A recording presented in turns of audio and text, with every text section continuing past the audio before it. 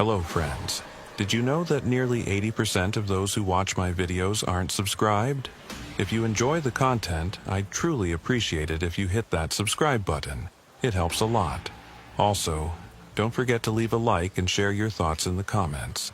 Your interaction not only supports the channel's growth, but also helps these stories reach more people. Thank you all for being here. By the way, where are you watching from? Let me know in the comments.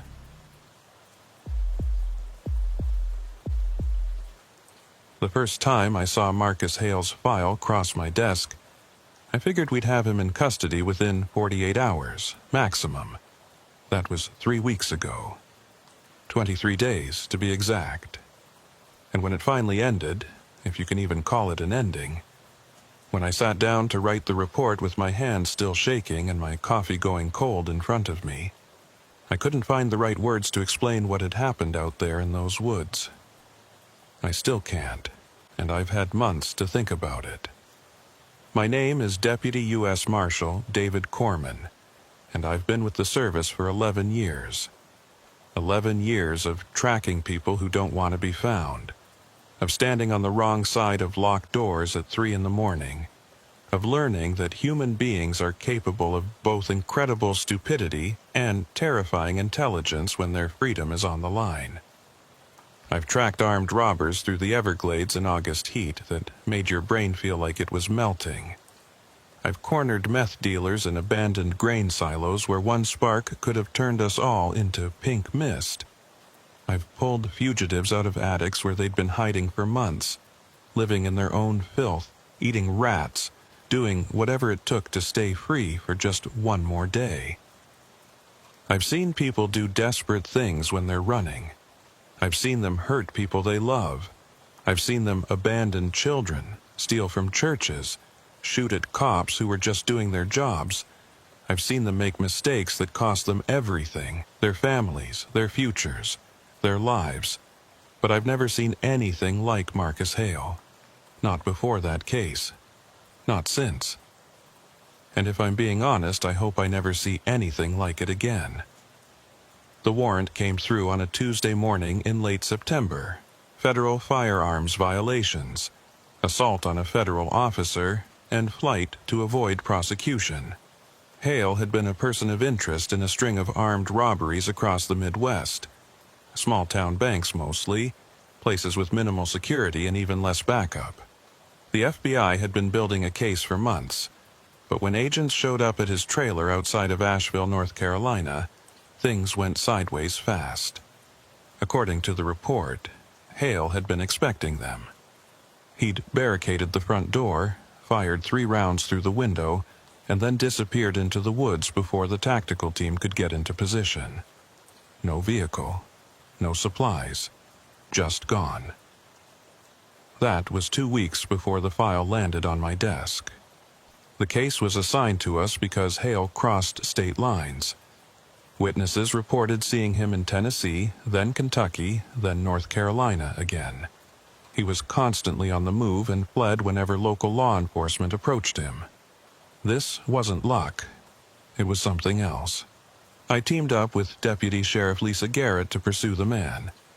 She had been in this role longer than me, 15 years, and was known for her meticulousness. She was patient. She was the kind of officer who could sit in a car for 12 hours without complaint, watching a door that would never open. We had worked together before, tracking a bail jumper in rural Virginia, and I trusted her instincts. "What's your read on this guy?" she asked me on the drive down to North Carolina. We were heading to Asheville to meet with the local sheriff's department and go over what they had. I flipped through the file again. Marcus Hale, 42 years old. No family, no fixed address for the past 3 years. A string of manual labor jobs, mostly construction, all of them ending abruptly. No social media presence, no phone records. It was like he'd been practicing for this his whole life. "He's careful," I said. "Paranoid, maybe. Knows how to move without leaving a trail." "Think he's got help?" "No." I'd thought about that. Every sighting's been solo. He's not reaching out to anyone. He's just running. For 2 weeks straight? I didn't answer. That was the part that didn't make sense. Running for 2 weeks meant sleeping rough, finding food, staying ahead of every agency in 3 states. It meant constant movement, constant vigilance. Most fugitives burn out after a few days. They get tired, they make mistakes, they reach out to someone they shouldn't. But Hale wasn't doing any of that. The Asheville Sheriff's Office was a squat brick building on the edge of town, surrounded by mountains that looked like they went on forever. Sheriff Tom Milliken met us in the lobby. A heavy-set man in his late 50s with the kind of face that had seen too many bad situations. "You're the Marshals?" he asked, shaking our hands. His grip was firm but brief. "Come on back. We've got everything set up."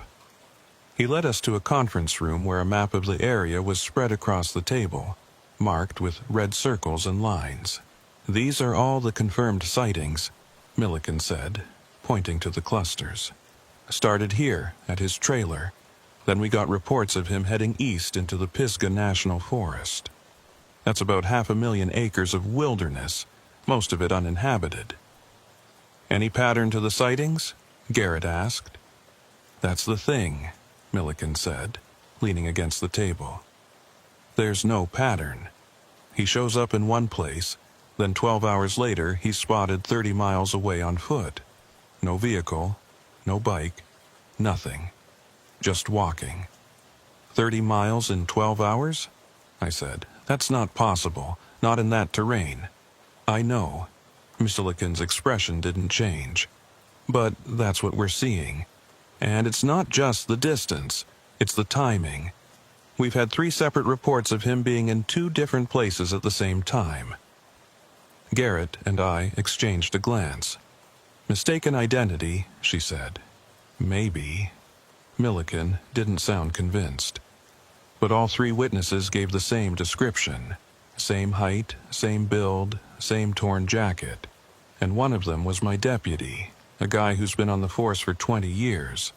He's not the type to make mistakes. I studied the map. The sightings formed a rough circle around the national forest, like Hale was staying close to the wilderness but occasionally drifting into town for supplies. "What about trail cameras?" I asked. "Hunters use them out there. Anything turn up?" "That's the weird part," Milliken said. He pulled out a folder and spread a series of photographs across the table. "We pulled footage from every camera we could find. Look at these timestamps." The photos were grainy, black and white, the kind of low-quality images you'd expect from cheap motion-activated cameras. But they all showed the same figure, a man in a dark jacket walking through the woods. In some shots he was barely visible, just a blur at the edge of the frame. In others, he was staring directly at the camera. I picked up one of the photos. The timestamp read 3:47 a.m. The next photo, from a different camera 5 miles away, read 4:02 a.m. 15 minutes, Garrett said quietly. 5 miles in 15 minutes. On foot, Milliken added. In the middle of the night, through dense forest. I set the photo down. He could be running. Maybe. Milliken's tone suggested he didn't believe it. But here's the thing. We sent a team out to check the route between those cameras. It's rough terrain. Steep inclines, thick underbrush, a creek that's swollen from the rain. Even at a dead sprint, it would take at least 40 minutes. And that's in daylight, with someone who knows the area. "What are you saying?" Garrett asked. Milliken looked at us both, his expression grim. "I'm saying this guy doesn't sleep. Or, if he does, we haven't caught him doing it. Every sighting, every photo, it's always at night, always moving. We've had officers staking out the trails, watching for him to bed down somewhere, but he never does. He just keeps walking." I felt something cold settle in my stomach. "How long has he been doing this?"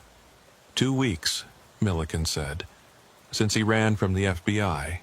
And in that time, We haven't found a single campsite, no fire pits, no shelters, nothing.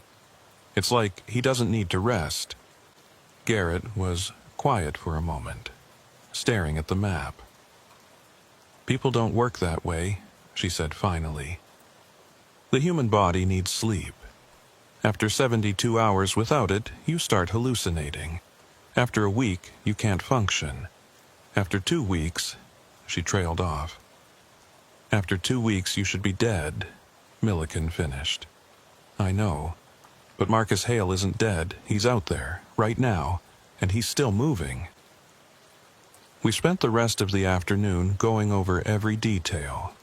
Witness statements, surveillance footage, reports from the tracking dogs that had lost his scent at a creek and never picked it up again.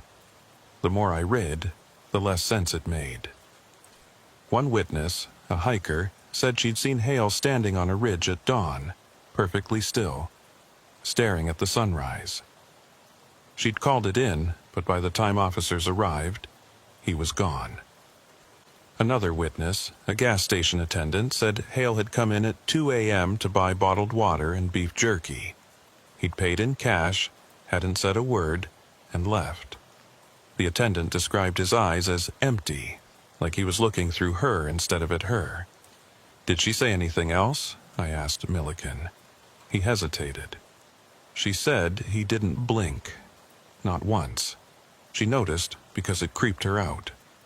"Maybe she was tired," Garrett said. "Late shift, you see things."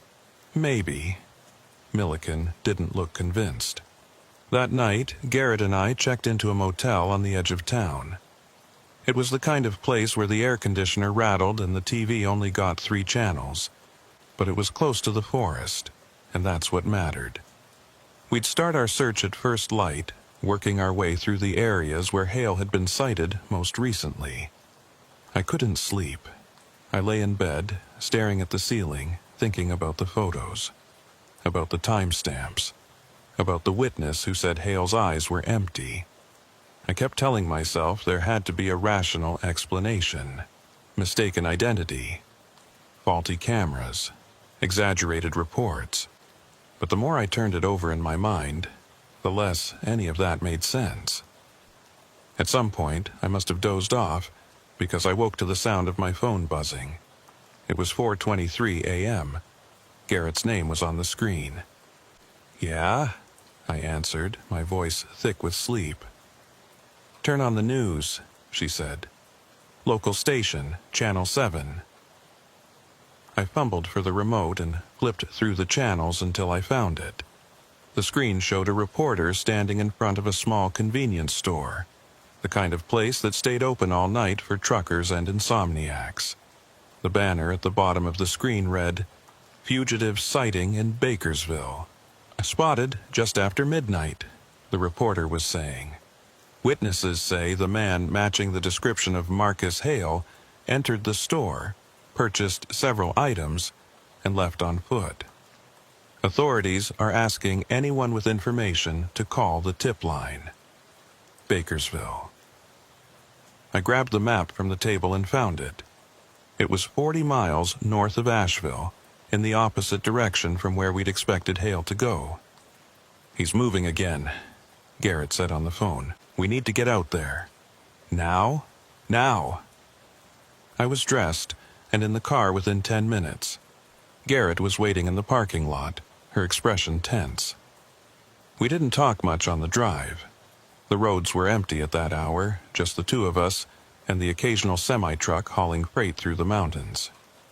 Bakersville was a nothing town, population maybe 500, the kind of place where everyone knew everyone and strangers stood out. The convenience store was on the main drag, a fluorescent-lit box surrounded by darkness. 2 sheriff's deputies were already there, interviewing the clerk. "Marshals?" one of them asked as we walked in. He was young, mid-20s, with the kind of nervous energy that came from being new on the job. "You hear about the sighting?" "Yeah," I said. "What did the clerk say?" "She's pretty shaken up," the deputy said. "Says the guy came in, didn't say a word, just grabbed what he needed and left. Paid in cash. exact change. She said he smelled like the woods, like dirt and sweat. Did she get a good look at him? Garrett asked. Yeah. The deputy glanced toward the clerk, a middle-aged woman sitting on a stool behind the counter. She said it was definitely him. Same description as the bulletin, but there's something else. What? She said he was soaking wet, like he'd just walked through a river. I felt that cold sensation again, settling into my chest. Was it raining tonight? No, the deputy said. Hasn't rained in 2 days. Garrett and I exchanged a look. Can we talk to her? I asked. The clerk's name was Denise. She was in her late 40s with tired eyes and hands that wouldn't stop shaking. She told us the same story the deputy had relayed, but with more detail. Hale had walked in at 12:14 a.m. She remembered the exact time because she'd been watching the clock, waiting for her shift to end. He'd gone straight to the back of the store, grabbed 3 bottles of water and a pack of trail mix, and brought them to the counter without looking at her. He didn't say anything? I asked. Not a word, Denise said.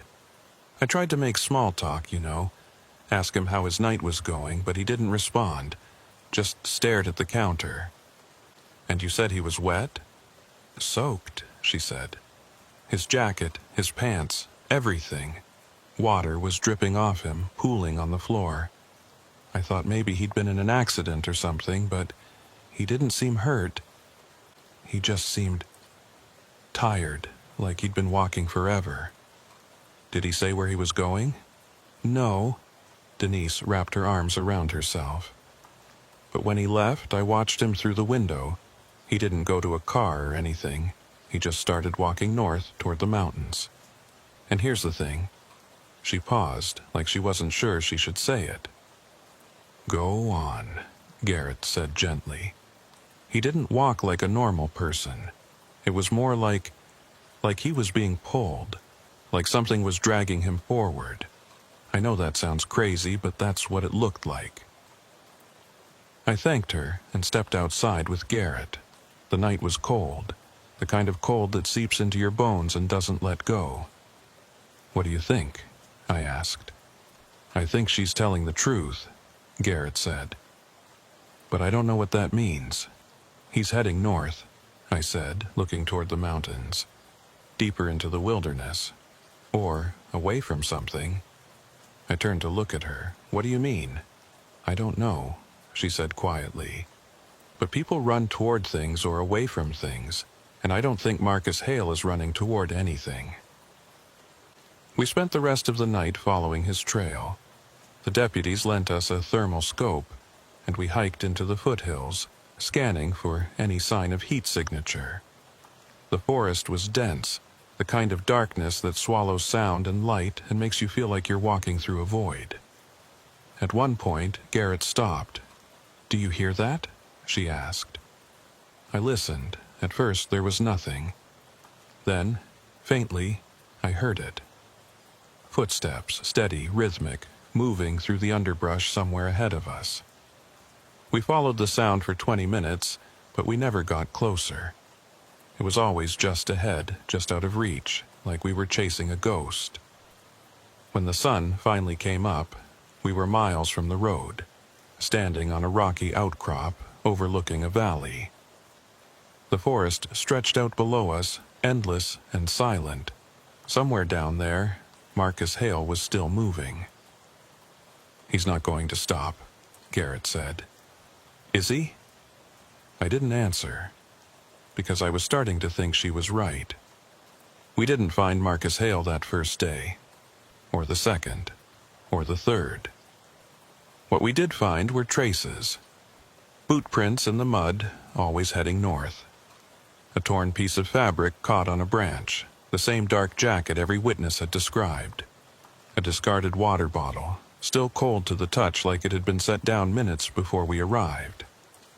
Each piece of evidence told us we were close, but close wasn't enough. By the end of the first week, we'd covered over 100 miles of terrain. Garrett and I worked 12-hour shifts, sometimes longer, coordinating with local search and rescue teams, tracking dogs, even a helicopter from the state police.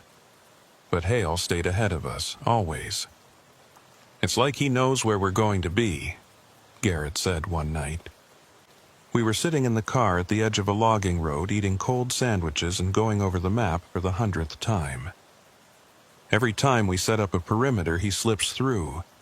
Every time we think we've got him cornered, he's already gone. He's got experience," I said. "Military, maybe. Or he's spent enough time in the wilderness to know how to move without being seen." "It's more than that," Garrett said. She pointed to the map. "Look at this. We've got sightings here, here, and here, all within a 6-hour window. That's 15 miles between the first and last sighting, on foot, in the dark." "People can cover that distance," I said, though I wasn't sure I believed it. "Not without rest," Garrett said. "Not for a week straight. David, he's not sleeping. We've got thermal imaging, trail cameras, officers posted at every shelter and campsite within 50 miles. And we haven't caught him resting once." I stared at the map. She was right. Every sighting, every piece of evidence, pointed to the same impossible conclusion. Marcus Hale hadn't stopped moving since the day he ran. The locals started talking. It started with the search and rescue volunteers, the people who knew the mountains better than anyone. They'd come back from the field with stories that didn't quite add up. Footprints that ended in the middle of a clearing, with no sign of where they continued. Strange sounds in the night, like someone walking in circles just beyond the edge of the campfire light. One volunteer, a man named Carl, who'd been hiking these mountains for 30 years, told me he'd seen Hale standing on a ridge at dusk. "I yelled at him to stop," Carl said. "But he didn't move. He just stood there, staring at me. And then he turned and walked into the trees. I followed him, but when I got to the ridge there was nothing. No tracks, no sound, nothing. It was like he'd vanished." "Maybe he circled back," I suggested. Carl shook his head. "I know these woods, Marshal. I know every trail, every shortcut. There's no way he could have doubled back without me seeing him. It's like he just stepped out of existence." I didn't know what to say to that. The sightings kept coming. A gas station attendant in a town called Marshall reported seeing Hale at 3 a.m., buying more water and trail mix. A farmer near Hot Springs said he'd seen someone matching Hale's description walking along the highway at dawn, soaked to the skin despite the clear weather. A truck driver said he'd nearly hit Hale on a back road, that the man had stepped into the road without warning, and then disappeared into the ditch before he could brake. "Did you stop?" I asked the trucker. "Hell no," he said. "I wasn't about to get out of my truck in the middle of the night for some lunatic, but I saw him in the rear view. He was just standing there watching me drive away." "What was he doing?" "Nothing, just standing, didn't move, didn't blink. It was like he wasn't real." Garrett and I decided to split up. She'd take the northern routes, focusing on the areas where Hale had been sighted most recently. I'd work the southern trails, covering the places he might circle back to. It wasn't ideal, but we were running out of options. I spent 2 days hiking alone, following every lead, checking every abandoned cabin and hunting blind. The forest was starting to feel different, oppressive, like the trees were watching me. I told myself it was just exhaustion, that I'd been out here too long but the feeling wouldn't go away. On the 3rd day, I found something. It was a campsite, or what was left of one. A ring of stones arranged in a circle, the ashes inside still warm. I knelt down and touched them, feeling the faint heat against my fingers. Someone had been here recently, within the last few hours. I radioed Garrett. "I've got something, looks like a fire pit, still warm." "Where are you?" she asked. I gave her my coordinates. "About 2 miles east of the Appalachian Trail junction. I'm going to keep looking." "Be careful," she said. "If it's him, he knows you're there." I stood up and scanned the area. The campsite was in a small clearing surrounded by dense trees. There were no footprints, no sign of which direction the person had gone. Just the fire pit and a few flattened patches of grass where someone might have sat. And then I saw it. Carved into a tree at the edge of the clearing was a single word: awake. The letters were rough, jagged, like they'd been scratched into the bark with a knife. I stared at it for a long moment, trying to make sense of it. Was it a message, a warning, or just the random graffiti of someone passing through? I took a photo and sent it to Garrett. Her response came back almost immediately. "What the hell is that?" "I don't know," I typed back, "but it's fresh." I spent the next hour searching the area, but I didn't find anything else. No footprints, no discarded items, nothing. Just that one word, carved into the tree like a taunt. That night, I drove back to the motel and found Garrett waiting for me in the parking lot. She looked as tired as I felt, her eyes bloodshot, her hair pulled back in a messy ponytail. "Any luck?" she asked. "Maybe," I said, showing her the photo of the carving. "What do you think it means?" She stared at it for a long time. "I think he's trying to tell us something. Or warn us. About what?" I didn't have an answer. We went inside and spread the map across the bed, marking every sighting, every piece of evidence, every strange report. The pattern was becoming clearer. Hale wasn't just running, he was circling. Moving in a rough loop around the national forest, never straying too far from the center, but never staying in one place long enough to be caught. "He's tethered," Garrett said. "To something, like he can't leave." "Or won't," I said. "What's the difference?" I didn't know. The next morning, we got a call from Sheriff Milliken. Another sighting, this time at a rest stop on the highway. A trucker had reported seeing Hale in the parking lot, standing by the dumpsters, just staring at the road. "We sent a unit out there," Milliken said. But by the time they arrived, he was gone. The trucker said he looked wrong, like he was sick or something. Said his skin was gray, and he was swaying on his feet. "How long ago was this?" I asked. 20 minutes. Garrett and I were in the car within 5 minutes. The rest stop was 15 miles away, and we made it in 10, lights flashing, siren wailing. But when we got there, Hale was already gone. The trucker was still there, though, leaning against his rig, smoking a cigarette. His hands were shaking. "You saw him?" I asked. "Yeah," he said. "I saw him, or whatever the hell that was." "What do you mean?" The trucker took a long drag and exhaled slowly. "I've been driving these roads for 20 years, Marshal. I've seen all kinds of things. Drunks, junkies, people at the end of their rope. But that guy, that wasn't normal. Can you describe him? Tall, maybe 6 foot, dark jacket, ripped jeans. But it was his face, man. It was like he wasn't all there. His eyes were open, but he wasn't seeing anything. And his skin, it was this weird gray color, like he'd been dead for days. I thought maybe he was a corpse or something, but then he moved." "What did he do?" "He turned and looked right at me. And I swear to God, Marshal, it felt like he was looking through me, like I wasn't even there, and then he just walked off into the trees. Didn't run, didn't stumble, just walked. Like he had somewhere to be." I thanked the trucker and walked over to the tree line. Garrett was already there, crouched down, examining the ground. "Got tracks," she said. "Fresh, heading northwest." We followed them for half a mile before they disappeared at a creek. The dogs lost the scent again, just like before. It was like Hale had vanished into thin air. "How is he doing this?" Garrett asked. frustration creeping into her voice. "I don't know," I said, "but we're going to find out."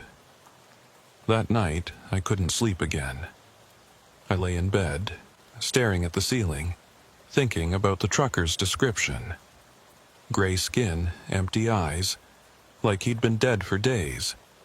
People don't look like that when they're alive, not unless they're very, very sick. I pulled out my phone and started researching. Sleep deprivation, extreme fatigue, dehydration. The symptoms matched what the trucker had described. After 2 weeks without sleep, the human body starts to shut down. The skin turns pale, the eyes become unfocused, motor functions deteriorate. Most people can't even stand at that point, let alone walk for miles through the wilderness. But Marcus Hale was still moving. I kept searching, falling down rabbit holes of medical studies and case reports. Fatal familial insomnia, extreme stress responses, adrenaline overdoses. None of it fit. Nothing explained how someone could go 2 weeks without sleep and still function, unless he wasn't functioning, unless he was just moving. I closed my phone and stared at the dark ceiling.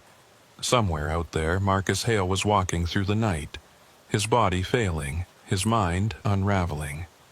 And for reasons I couldn't explain, he wouldn't stop. The next day, we got 3 more sightings. All of them within a 10-mile radius, all of them in the middle of the night. And all of them described the same thing. A man who looked like he was dying, walking north, always north, like he was being pulled by an invisible thread. "We need to cut him off," Garrett said. "Figure out where he's going and get there first." I looked at the map. The sightings formed a pattern, a line pointing toward the deepest part of the national forest, a place called Devil's Creek. It was remote, almost inaccessible, the kind of place where hikers went missing and were never found. "That's where he's going," I said. "Then that's where we need to be." We left at dawn, driving as far as the roads would take us, then hiking the rest of the way. The terrain was brutal, steep climbs and thick underbrush, but we pushed through. By midday, we'd reached Devil's Creek. It was a narrow gorge, carved out by a fast-moving stream, surrounded by cliffs on both sides. The only way in or out was a single trail that wound through the rocks. If Hale was heading here, we'd see him coming. We set up a position on a ridge overlooking the gorge and waited. Hours passed. The sun dipped below the horizon, and the forest grew dark. Garrett and I took turns watching through the thermal scope, scanning for any sign of movement. But there was nothing. Just the creek, rushing over the rocks, and the wind moving through the trees. And then, at 11:47 p.m., I saw him. A heat signature moving along the trail at the bottom of the gorge. Slow, steady, heading straight toward us. "I've got him," I whispered into the radio. "Where?" Garrett asked. 600 yards moving north, he's alone. Let's move." We descended into the gorge using the rocks for cover, keeping our distance. The figure was closer now, maybe 200 yards away. I could see him through the scope.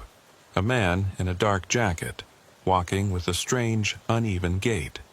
His head was down, his arms hanging loose at his sides. "Marcus Hale!" I shouted. "US Marshals, stop where you are!" He didn't stop. He didn't even slow down. He just kept walking, like he hadn't heard me. "Hale!" I shouted again. "This is your last warning. Stop now, or we will use force." Still nothing. Garrett and I moved closer, weapons drawn, closing the distance. 50 yards, 30, 20, and then he stopped. He stood there perfectly still, his back to us. For a moment, I thought he was going to turn around to face us, to finally end this, but he didn't. He just stood there, swaying slightly like he was standing on the deck of a ship. "Hale," I said, my voice steady but firm. "Turn around, slowly." Keep your hands where I can see them." He didn't move. "Hale, do it now." And then, slowly, he started to turn. But there was something wrong with the way he moved. It wasn't smooth. It was jerky, mechanical, like his joints weren't working right, like he was a puppet being pulled by strings. When he finally faced us, I saw his face. The trucker had been right. His skin was gray, almost translucent, stretched tight over his skull. His eyes were open, but they didn't focus on us. They stared past us, at something we couldn't see. His mouth hung open, and his breath came in short, rasping gasps. "Jesus," Garrett whispered. "Hale," I said again, trying to keep my voice calm. "It's over. You need to come with us. We'll get you help." His mouth moved, like he was trying to speak, but no sound came out. And then, slowly, he raised one hand and pointed behind us. I turned instinctively and saw nothing, just the dark forest and the rushing creek. When I looked back, Hale was walking again. Not toward us. Not away. Just walking deeper into the gorge, toward the cliffs. "Stop!" I shouted, running after him. "Hale, stop!" But he didn't stop. He reached the edge of the cliff, where the creek dropped into a waterfall, and without hesitation he stepped off. I lunged forward, grabbing for him, but I was too late. He fell, disappearing into the darkness below, swallowed by the sound of the rushing water. Garrett and I scrambled down the rocks, using our flashlights to search the pool at the base of the waterfall. The water was dark, churning, impossible to see through. We called for backup, for divers, for anyone who could help, but deep down I knew it was over. Marcus Hale was gone. The dive team arrived at dawn. They brought lights, ropes, and equipment designed to search fast-moving water in treacherous conditions. Garrett and I watched from the bank as they suited up, their faces grim and focused. This wasn't the first body recovery they'd done in Devil's Creek, and it wouldn't be the last. The gorge had a reputation. People fell. People drowned. The creek didn't give them back easily. "You sure he went in here?" the lead diver asked me. His name was Rodriguez, a compact man in his 40s with the kind of weathered face that came from spending too much time in cold water. "Positive," I said. "I saw him step off the cliff. Right there." I pointed to the spot where Hale had disappeared, maybe 30 feet above the waterfall. Rodriguez looked up, calculating the angle, the depth, the current. If he went in there, the water would have taken him downstream. Maybe a quarter mile, maybe more. Depends on how deep he sank. How long will it take? "Could be hours," he said. "Could be days. The bottom's full of rocks and debris. If he got caught on something, we might not find him at all." Garrett and I exchanged a look. "We need to find him," she said. "We'll do our best," Rodriguez said, pulling on his mask. "But no promises." The search began. The divers worked in pairs, descending into the pool, their lights cutting through the murky water like knives. Garrett and I waited on the bank, watching the surface, waiting for them to surface. Minutes stretched into hours. The sun climbed higher, burning off the morning mist, but the air stayed cold. I kept replaying the moment in my mind. The way Hale had looked at us, the way he'd pointed behind us, the way he'd walked off the cliff like it was the most natural thing in the world. "He didn't even try to catch himself," Garrett said quietly. She was sitting on a rock, her arms wrapped around her knees. "He just stepped off." "I know. Why would he do that? I don't know. But I had theories, none of them good." At 10:30 a.m., one of the divers surfaced, pulling off his mask and waving to Rodriguez. "We've got something," he called. Garrett and I moved closer to the edge as the divers hauled something out of the water. It was a body, gray, bloated, tangled in weeds. They laid it on the rocks, and Rodriguez knelt down, checking for signs of life even though we all knew there wouldn't be any. "Is it him?" I asked. Rodriguez turned the body over, and I got a look at the face. It was Hale, or what was left of him. His skin was pale, almost white, his eyes open and clouded. There were cuts on his face and hands, probably from the rocks, but otherwise he looked almost peaceful, like he'd finally stopped running. "Yeah," I said, "that's him." The coroner arrived an hour later, a thin woman in her 50s named Paulson, who'd seen more dead bodies in this county than anyone else. She knelt down next to Hale, examining him with the kind of detached professionalism that came from years of practice. "Time of death?" I asked. "Hard to say," she said, not looking up. "The cold water slows decomposition, but based on the condition of the body, I'd guess within the last 12 hours. "That matches," Garrett said. "We saw him go in around midnight." Dr. Paulson frowned. "You saw him go in?" "Yeah," I said. "Why?" She didn't answer immediately. Instead, she continued her examination, checking his eyes, his mouth, his hands. Finally, she sat back and looked at us. "How long was he in the water?" 8 hours, give or take," I said. "And you're sure it was him? You saw him fall?" "Positive." Dr. Paulson's frown deepened. "Then I don't understand." "Understand what?"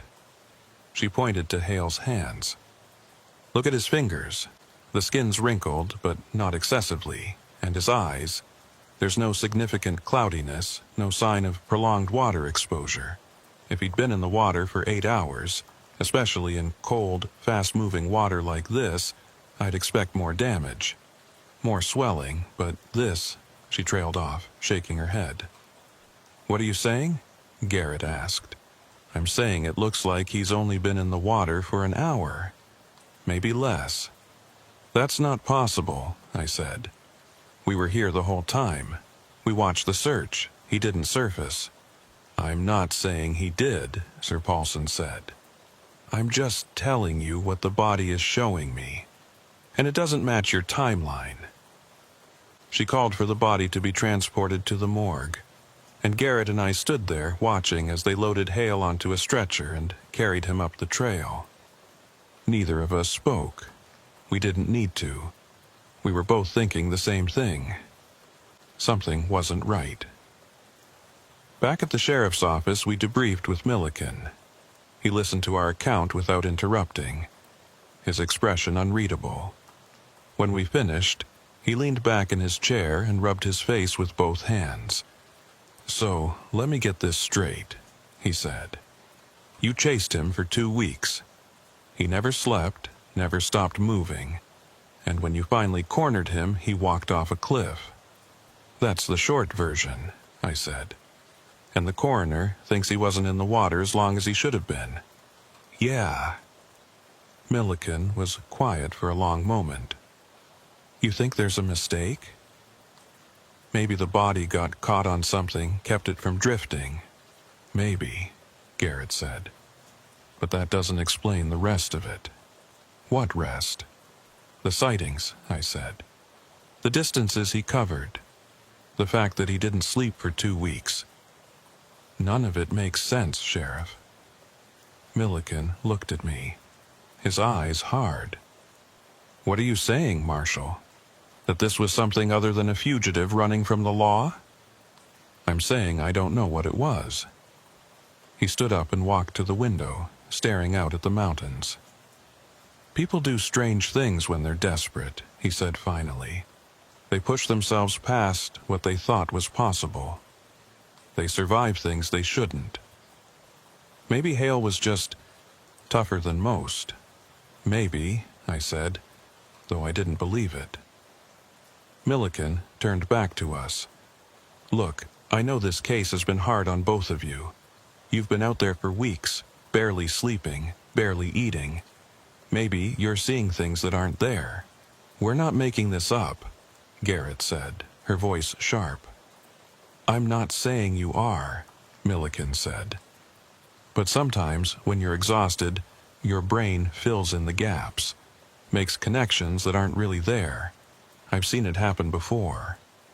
We know what we saw, I said. Milliken sighed.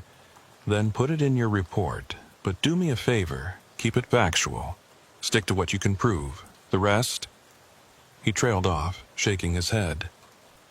The rest is just going to raise questions nobody wants to answer. The autopsy was scheduled for the next morning. Garrett and I went back to the motel, but neither of us could sleep. I kept thinking about Hale's face, the way his skin had looked, the way his eyes had stared past us. I kept thinking about the word carved into the tree, awake. At 2 a.m., my phone rang. It was Dr. Paulson. Marshal Corman, she said. Her voice sounded strained. Yeah, I said, sitting up in bed. What's wrong? I need you to come to the morgue, now. Why? What happened? Just come. Please. I woke Garrett, and we drove to the hospital in silence. The morgue was in the basement, a sterile white room that smelled like disinfectant and death. Dr. Paulson was waiting for us, still in her scrubs, her face pale. What's going on? I asked. She didn't answer. Instead, she led us to the examination table where Hale's body was laid out, covered by a sheet. She pulled it back, and I saw his face again. But something was different. His eyes were closed. I don't understand, Garrett said. We saw him at the creek. His eyes were open. They were, Dr. Paulson said. When I examined the body this afternoon, his eyes were open. Clouded, like I told you. But when I came back tonight to start the autopsy, they were closed. Maybe someone closed them, I said. One of your assistants. No one else has been in here, Dr. Paulson said. I checked the logs. I was the last person to see the body, and I didn't close his eyes. Then how? There's more, she interrupted. She pulled the sheet down further, revealing Hale's chest. I started the external examination. Look at this. She pointed to a series of marks on his torso. They were faint, almost invisible, but under the light I could see them. Lines, dozens of them, crisscrossing his skin in a strange pattern. What are those? Garrett asked. I don't know, Dr. Paulson said. They weren't there this afternoon. I would have noticed. You're saying they appeared after he died?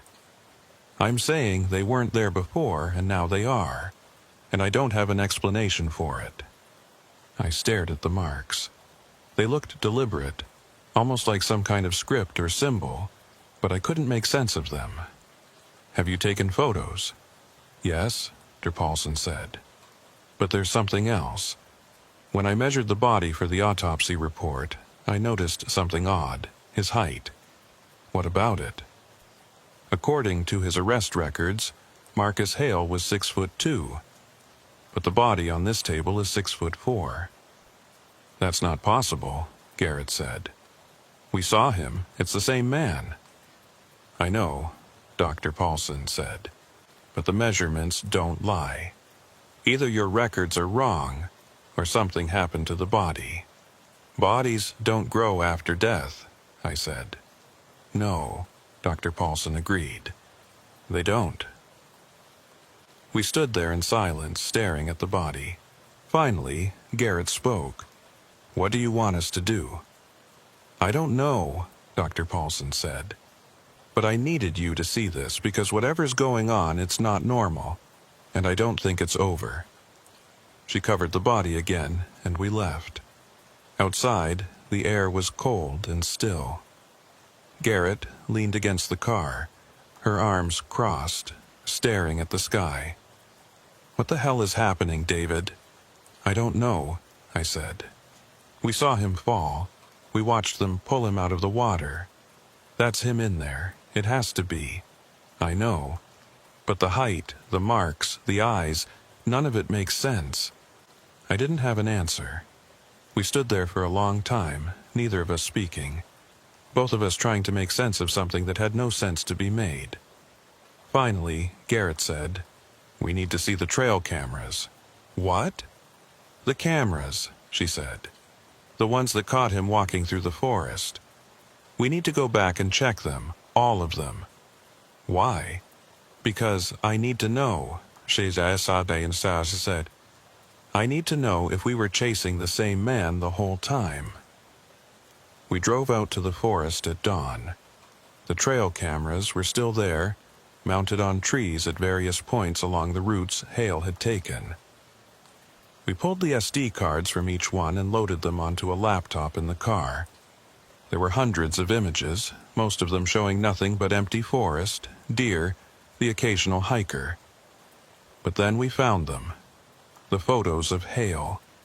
We went through them one by one, comparing the timestamps, the locations, the angles. And slowly, a pattern emerged. In the first few photos taken in the days after Hale had fled, he looked normal. Tired, maybe, but human. His face was recognizable, his posture upright. But as the days went on, something changed. In the later photos, his face started to blur, like the camera couldn't quite focus on him.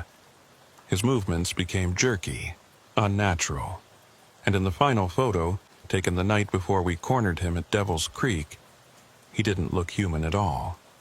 He looked like a shadow. Garrett zoomed in on the image. "What the hell is that?" "I don't know," I said. But I felt that cold sensation again, settling into my chest. We spent the rest of the day going through the evidence, trying to find some rational explanation. But there wasn't one. Everything pointed to the same impossible conclusion. The man we'd been chasing wasn't Marcus Hale, or he was, but he'd become something else. That night I called Dr. Paulson. "Have you finished the autopsy?" "No," she said. "I've been trying, but something keeps happening." "What do you mean?" "Every time I try to start, the equipment malfunctions. The lights flicker, the instruments stop working, and the body..." She paused. "The body keeps moving." "Moving?" "Small things, a finger twitching, his head turning slightly. I know it's just post-mortem spasms, but it doesn't feel right. Do you want us to come back?" "No," she said quickly. "I just wanted you to know. I'll finish the report tomorrow, but I'm not going to be alone with the body anymore." She hung up, and I sat there, staring at my phone.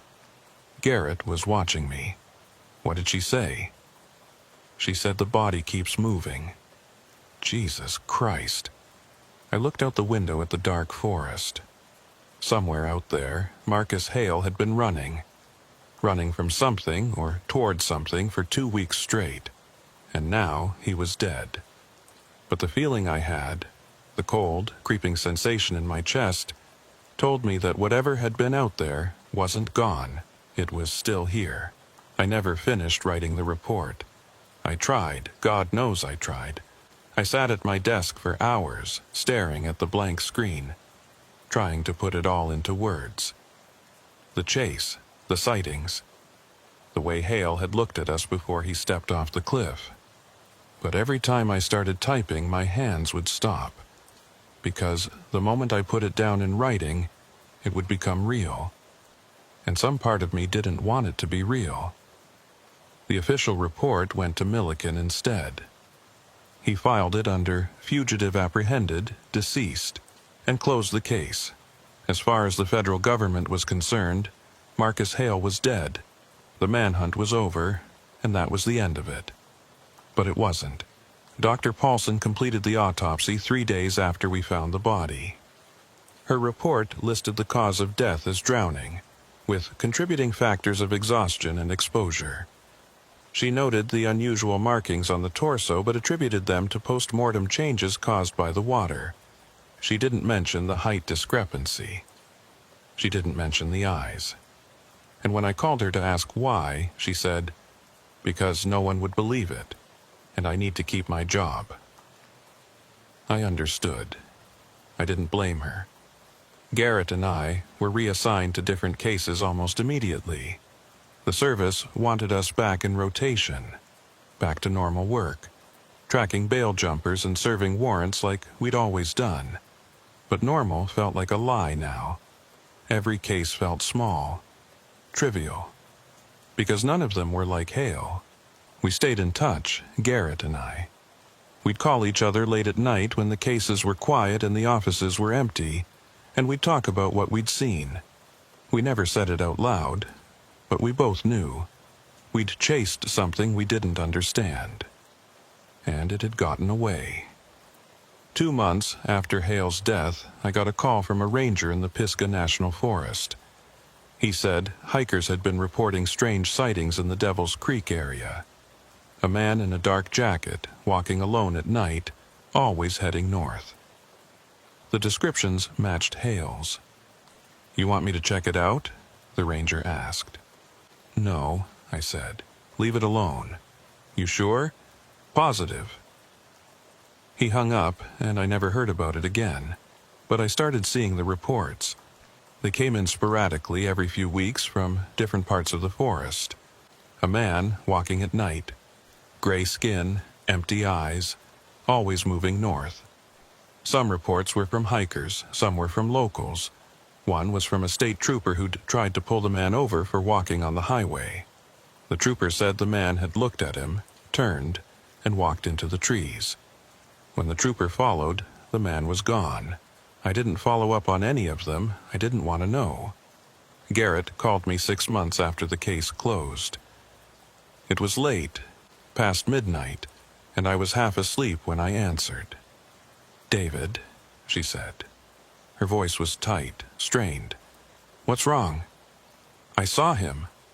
I sat up. "What?"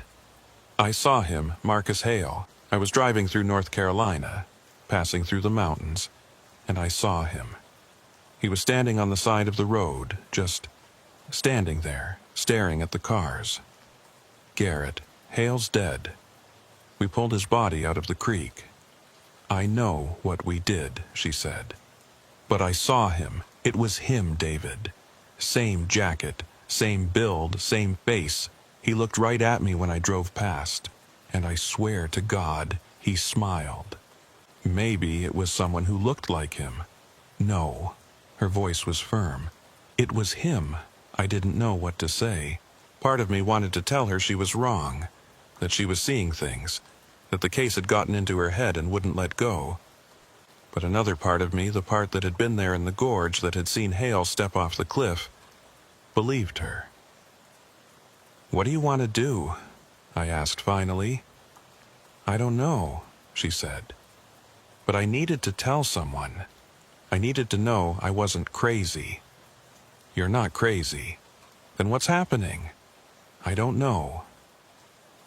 She hung up, and I lay there in the dark, staring at the ceiling, thinking about Marcus Hale. About the way he'd walked through the forest for 2 weeks without stopping. About the way he'd pointed behind us before he fell. About the word carved into the tree. Awake. I fell asleep eventually, but I dreamed about him. In the dream, I was back in the gorge, standing at the edge of the cliff, watching Hale fall. But when he hit the water, he didn't sink. He floated. And then he stood up, water streaming off his body, and he started walking again. North. Always north. I woke up in a cold sweat. The next morning, I called Milliken. "Sheriff," I said, "I need to ask you something." "Go ahead, Marshal." "The sightings in the forest, the man in the dark jacket, have they stopped?" There was a long pause. "No," he said finally. "They haven't. How many reports have you gotten?" 12 in the last month, maybe more. I stopped counting." "And you're not investigating?" "What's there to investigate?" Milliken asked. "A man walking in the woods? That's not a crime, Marshal. And even if it was, we'd never find him. You know that. But the descriptions, I know what the descriptions say. Milliken interrupted. "But Marcus Hale is dead.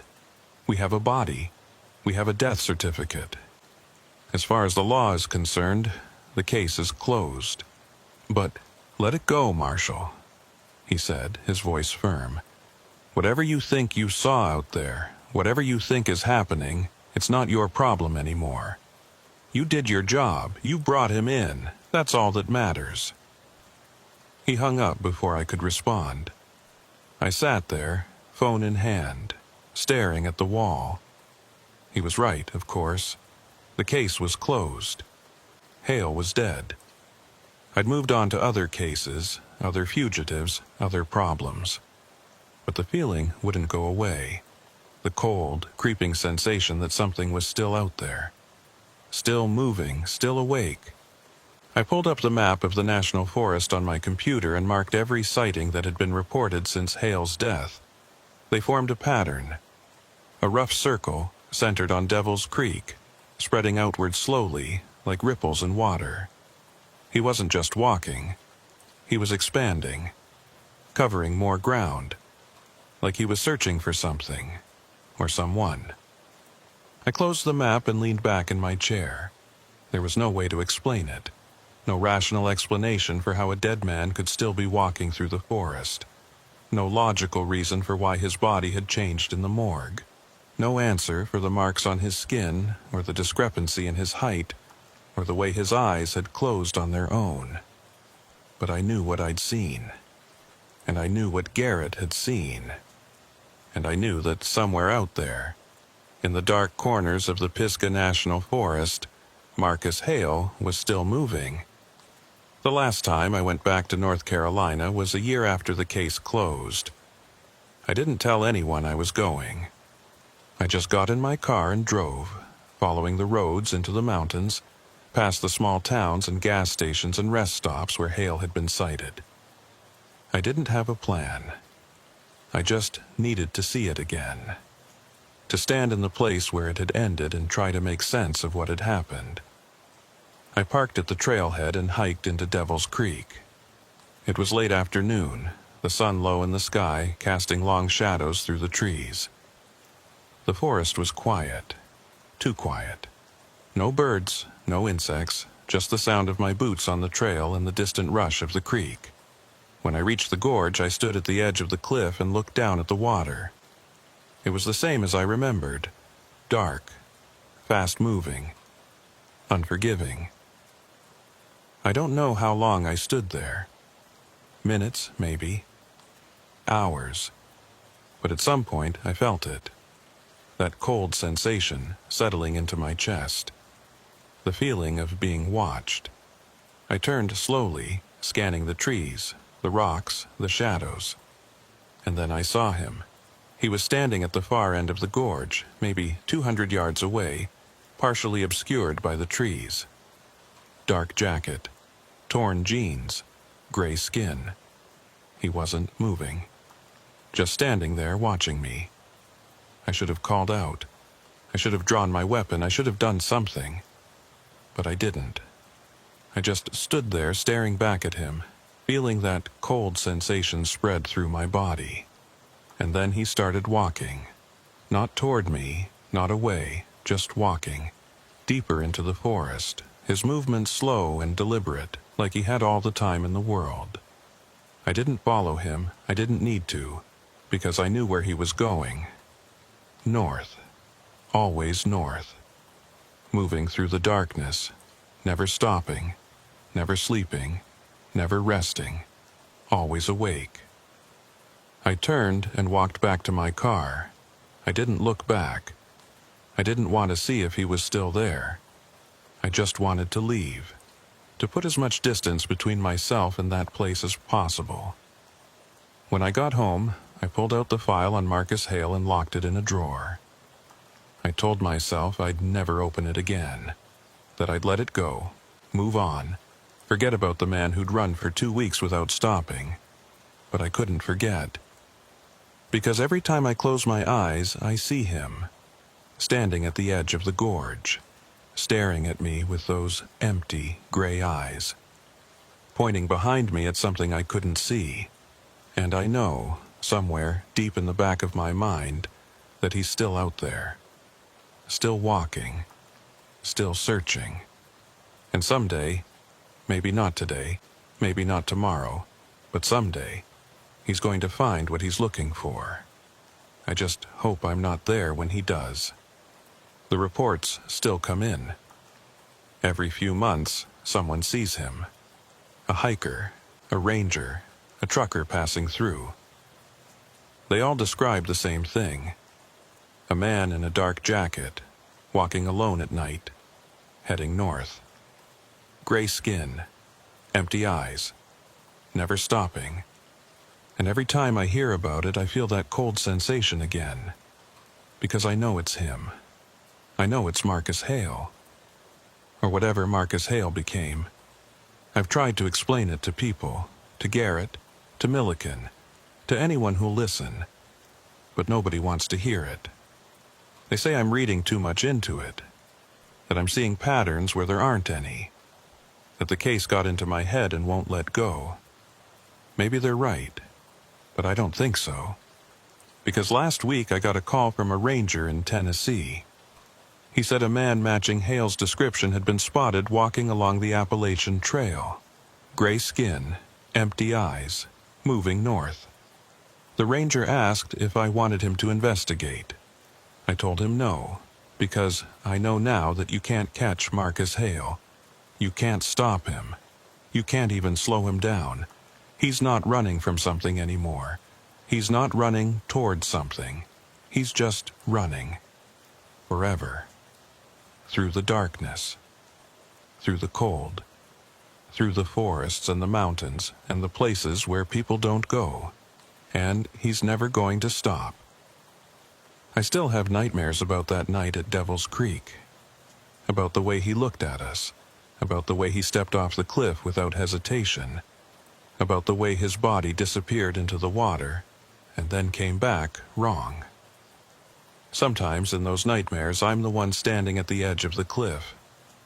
And when I look down, I see him at the bottom of the gorge, standing in the water, staring up at me. His eyes are open, but they're empty, and he's smiling. And then he starts to climb. I wake up before he reaches me. But the feeling stays. The cold, creeping sensation that he's out there. Getting closer. One step at a time. I don't sleep much anymore, and when I do, I make sure all the doors are locked, all the windows closed, all the lights off, because I don't want to see him standing outside, staring in, waiting. I don't know what Marcus Hale was running from. I don't know what he became. And I don't know why he's still out there, walking through the darkness, never stopping, never resting. But I know this. Whatever it was that kept him awake for 2 weeks, whatever it was that changed him, whatever it was that pulled him into those woods and wouldn't let him go, it's still there, and it's still waiting.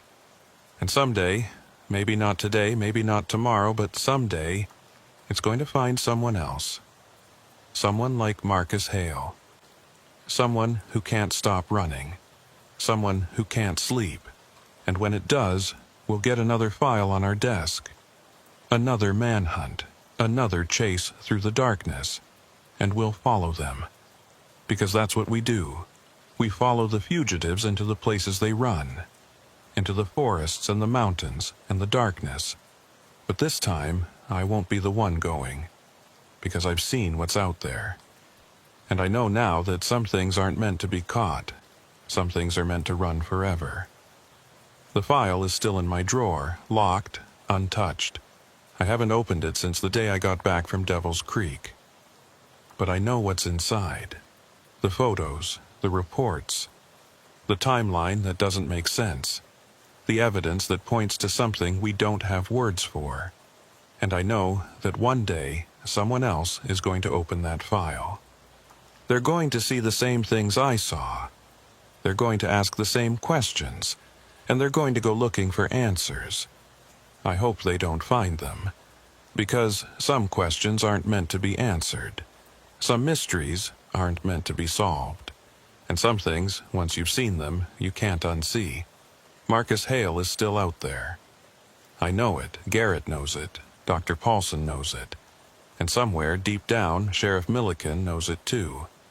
But we don't talk about it, we don't acknowledge it, we just move on, we file the reports, we close the cases, we tell ourselves it's over, but it's not over. It's never going to be over. Because Marcus Hale is awake, and he's never going to sleep again. The house at 1847 Hickory Lane shouldn't have been difficult to find. It was right there on the county property maps, on Google Street View, on every GPS system we checked. A single-story ranch house with beige vinyl siding and a detached garage, sitting on 3/4 of an acre in rural Kentucky, about 40 minutes outside of Louisville. The kind of house you'd drive past 1,000 times without noticing. But there was one thing missing from every database, every real estate listing, every property record we could find. Interior photographs. Not a single one. And that should have been the first warning sign. My name is Deputy US Marshal Jennifer Reeves, and I've been with the service for 9 years. I've served warrants on crack houses where the floorboards were rotting through, on mansions with panic rooms and hidden vaults, on everything in between. I've walked into places where I knew, absolutely knew, that someone was hiding and waiting for us to make a mistake. I've learned to read a space, to feel when something's wrong, to trust my instincts even when they don't make logical sense. But the house on Hickory Lane broke all my instincts. It broke something deeper than that, and by the time we figured out what was happening, it was already too late to walk away. The fugitive's name was Raymond Caulfield, 47 years old, stocky build, thinning hair, the kind of face that belonged to a middle manager or a high school coach. Someone unremarkable, someone you'd forget 5 minutes after meeting him. But Raymond Caulfield had managed to embezzle over $2 million from the construction company where he'd worked as an accountant, and when the FBI started closing in, he'd vanished. That was 6 months ago. The warrant for his arrest came through on a Wednesday morning in early October. Fraud, wire fraud, money laundering, obstruction of justice. The FBI had traced his movements through a series of prepaid credit cards and burner phones following him from Louisville to Nashville to Memphis and back again.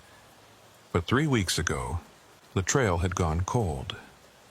The last ping from his phone had come from a cell tower near the town of Harrodsburg, Kentucky, population 8,000, the kind of place where strangers stick out and everyone knows everyone else's business. The FBI had passed the case to us, because they had bigger fish to fry, and because tracking fugitives is what we do. My partner, Deputy Marshal Thomas Vega, and I drove down to Harrodsburg on a Thursday afternoon, the air crisp and cold, the leaves on the trees burning in shades of orange and red. It should have been beautiful, it should have been routine. Vega had been with the service for 15 years, longer than me, with the kind of steady temperament that made him good at this job. He didn't get rattled easily, he didn't jump to conclusions. He worked methodically, checking every lead, following every thread, until the case was closed and the fugitive was in custody. We'd worked together for 3 years and I trusted him completely. "What do we know about the house?" Vega asked, as we drove through the countryside, past farms and churches, and gas stations that looked like they hadn't changed since the 1970s. I flipped through the file. Property records show it's been owned by the same family since 1968. The Bishops. Last known resident was Eleanor Bishop, died in 2019. No heirs. The house went into probate, but it's been sitting empty ever since. Empty for 4 years? According to the county, yeah, but here's the interesting part. I pulled out a surveillance photo taken by a local deputy 2 weeks ago. It showed the house from the street, the grass overgrown, the windows dark, but there was a car in the driveway, a silver Honda Accord. That car is registered to a shell company that the FBI traced back to Caulfield. He's been using it to move around. So he's squatting in an abandoned house, Vega said. Smart. No one's checking on it. No neighbors close enough to notice. Exactly. And the closest neighbor is almost a quarter-mile away. It's perfect for someone who wants to disappear. We met with the local sheriff, a man named Dale Hutchins, at his office in downtown Harrodsburg. He was in his early 60s with white hair and a gut that spoke of too many years behind a desk. But his eyes were sharp, and when we showed him the surveillance photo, he nodded immediately. "Yeah, I know the place," Hutchins said. "The Bishop House. We've had the occasional call out there over the years. Teenagers breaking in, that kind of thing. But it's been quiet lately." "What can you tell us about the family?" I asked. Hutchins leaned back in his chair, thinking. Eleanor Bishop lived there her whole life. Never married, no kids. Kept to herself mostly. The house was her parents' before that. They bought it in the 60s, raised Eleanor there. When they died, she stayed. Lived there alone for, God, must have been 40 years. "Anyone visit her?" Vega asked. "Not that I recall. Like I said, she kept to herself. When she died, it took 3 days before anyone noticed. The mailman finally called it in when the mail started piling up." "What about the inside of the house?" I asked. "Have you been in there?"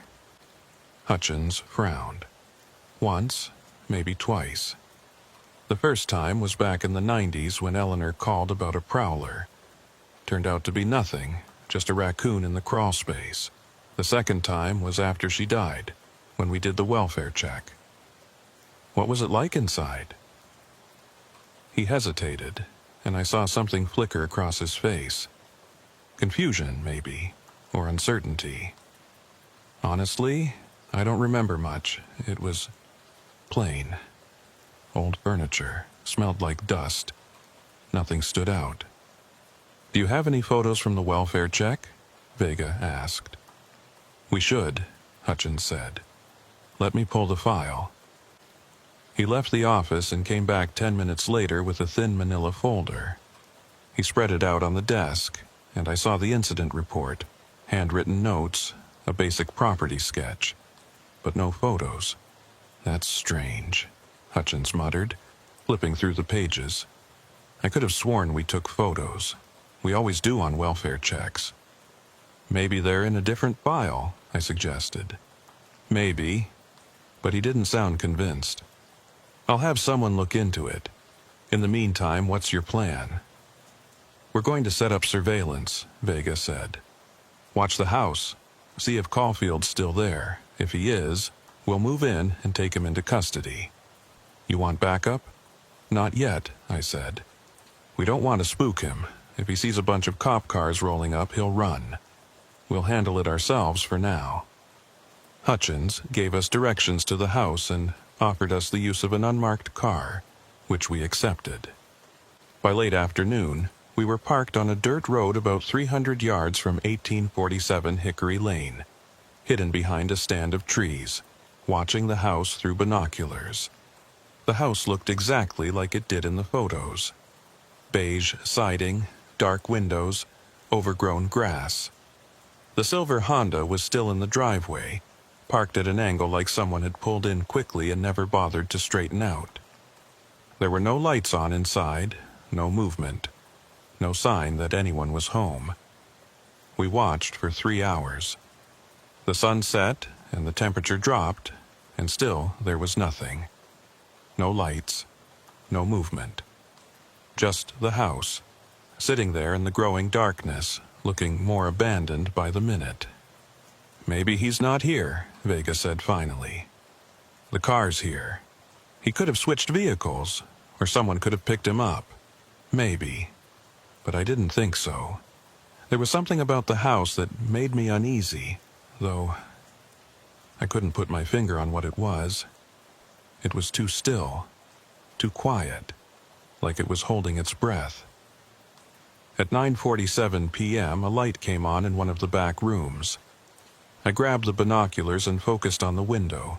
The light was faint, flickering, like candlelight. I could see movement inside, a shadow passing across the wall. Someone was definitely in there. "That's him," Vega said. "Has to be." "We need to move now," I said, "before he realizes we're here." We called Hutchins and told him we were going in. He offered to send backup, but we declined. 2 marshals against 1 unarmed fugitive. The odds were in our favor. We approached the house on foot, moving slowly, staying in the shadows. The front door was unlocked, which should have been another warning sign. But we were focused on the job, on taking Caulfield into custody, and we didn't stop to think about why the door would be unlocked in an abandoned house. I pushed it open slowly, my hand on my weapon, and stepped inside. The interior was dark. Too dark. Even with my flashlight, I could barely see 5 feet in front of me. The air smelled wrong, not like dust or decay, but like something chemical. Antiseptic, like a hospital. "US Marshals," I called out. "Raymond Caulfield, we have a warrant for your arrest. Come out with your hands up." No response. Vega and I moved through the house room by room, clearing each space systematically. The layout was simple. A living room, a kitchen, 2 bedrooms, a bathroom. But something was off. The rooms felt wrong. Too small or too large. The distances didn't match what I'd expected based on the floor plan. In the back bedroom we found the source of the light. A single candle burning on a windowsill, but the room was empty. No furniture, no belongings, nothing. Just the candle. "Where is he?" Vega muttered. I scanned the room with my flashlight. The walls were bare, the floor covered in a thin layer of dust. But there were footprints in the dust. Fresh ones. Leading from the door to the window and then stopping.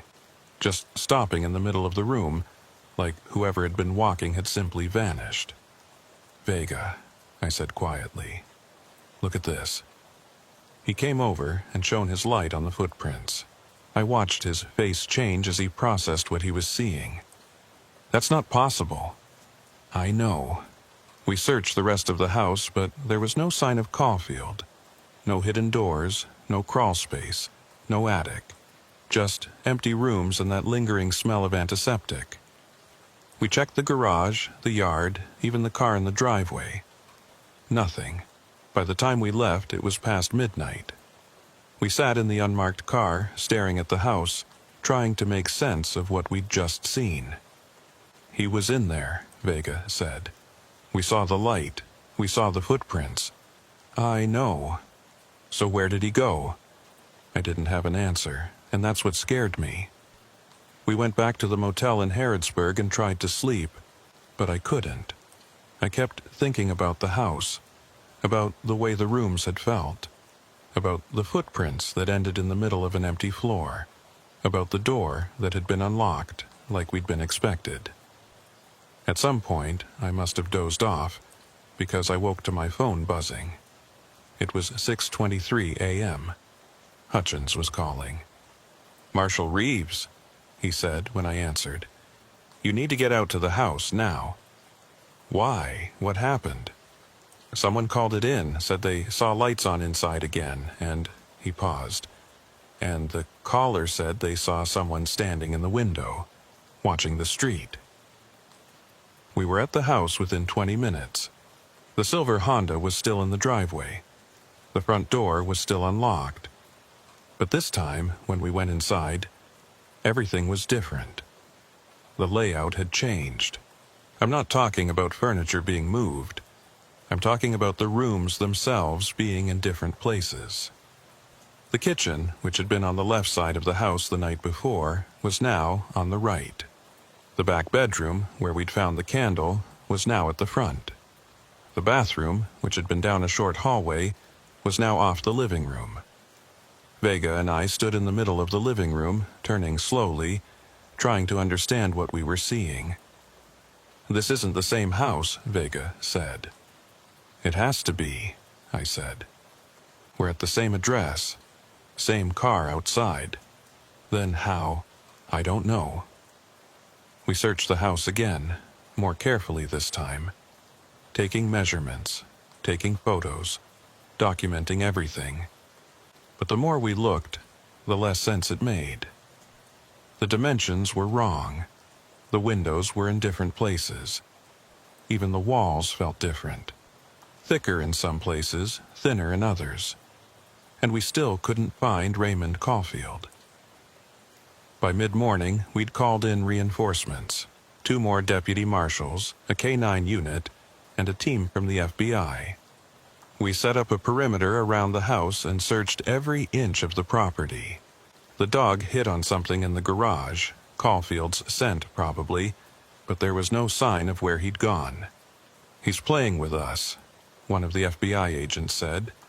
"He knows we're here, and he's messing with our heads." "How?" I asked. "How do you change the layout of a house overnight?" The agent didn't have an answer. We searched the house 3 more times that day. Each time the layout was different. Not drastically, just enough to make us doubt ourselves.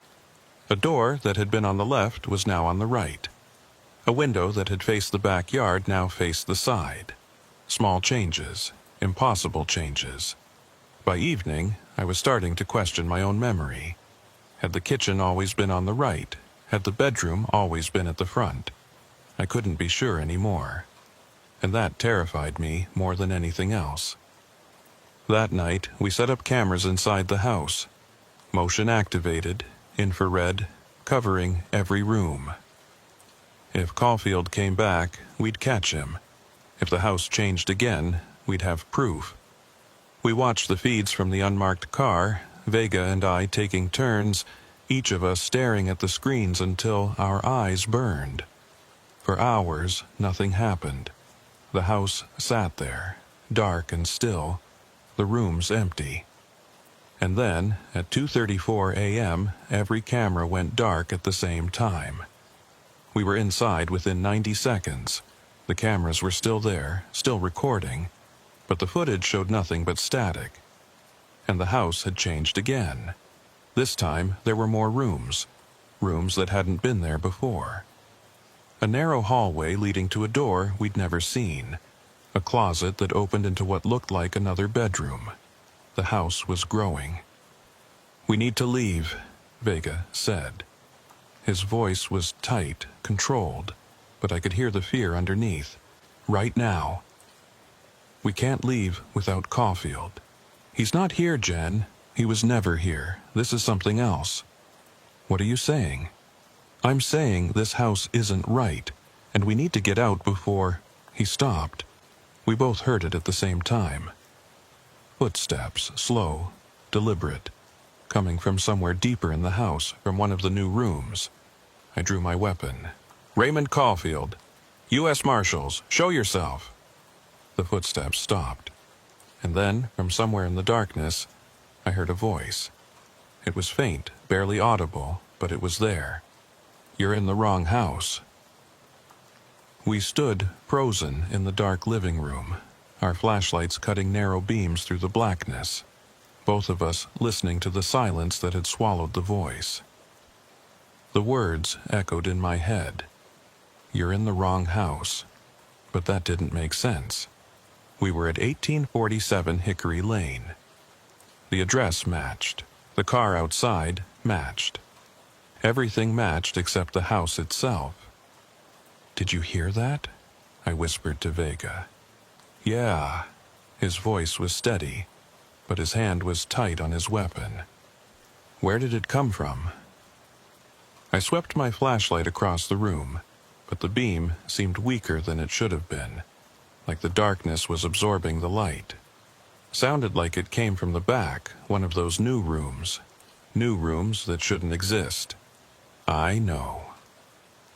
We moved forward slowly, clearing corners, checking doorways, following proper procedure even though every instinct I had was screaming at me to leave. The hallway stretched ahead of us, longer than it should have been. I counted my steps. 15, 20, 25.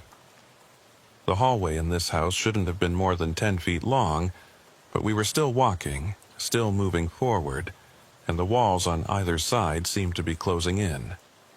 "Vega," I said quietly, "how long is this hallway?" "Too long." We reached the door at the end. It was new, not just new to us, but actually new. The wood was fresh, the paint still tacky to the touch. I put my hand on the knob and looked back at Vega. He nodded. I pushed it open. The room beyond was empty. 4 walls, no windows, no furniture, nothing. Just bare drywall and a concrete floor. But the smell hit me immediately. That same antiseptic odor we'd noticed the first time we entered the house, but stronger now. Overwhelming. Like someone had dumped a gallon of bleach in the middle of the floor. In the center of the room was a single object, a folding chair, metal frame, vinyl seat, the kind you'd find in a church basement or a community center. Someone had been sitting there, recently. The seat was still warm. "Caulfield?" I called out. "If you're here, you need to show yourself. We're not leaving without you." No response. Vega walked around the perimeter of the room, checking the walls, tapping them with his knuckles. "Solid," he muttered. "No hidden panels, no doors, just a room. A room that wasn't here 12 hours ago. Yeah." I photographed the chair, the room, everything. I needed documentation, proof that we weren't losing our minds. But even as I took the photos, I felt that creeping sense of unreality, like I was documenting a dream. We backed out of the room and continued searching the house. Each room we entered felt slightly different from the last time we'd seen it. Not dramatically, just small changes.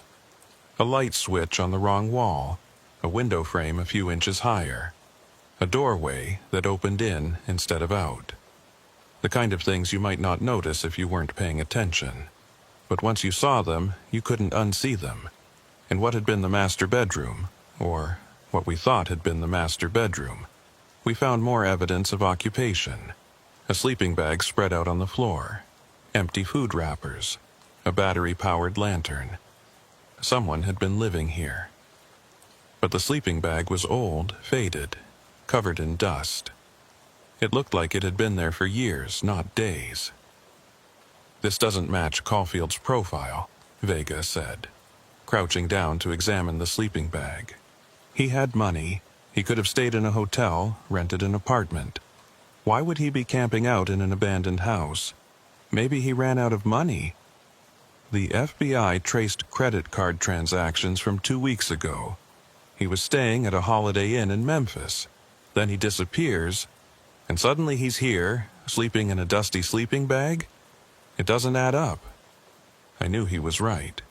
Nothing about this case added up. But we were here, and Caulfield was somewhere in this house, or had been, and we needed to find him. We searched for another 2 hours, going through every room, every closet, every cabinet. We found more strange things. A stack of newspapers from 1987.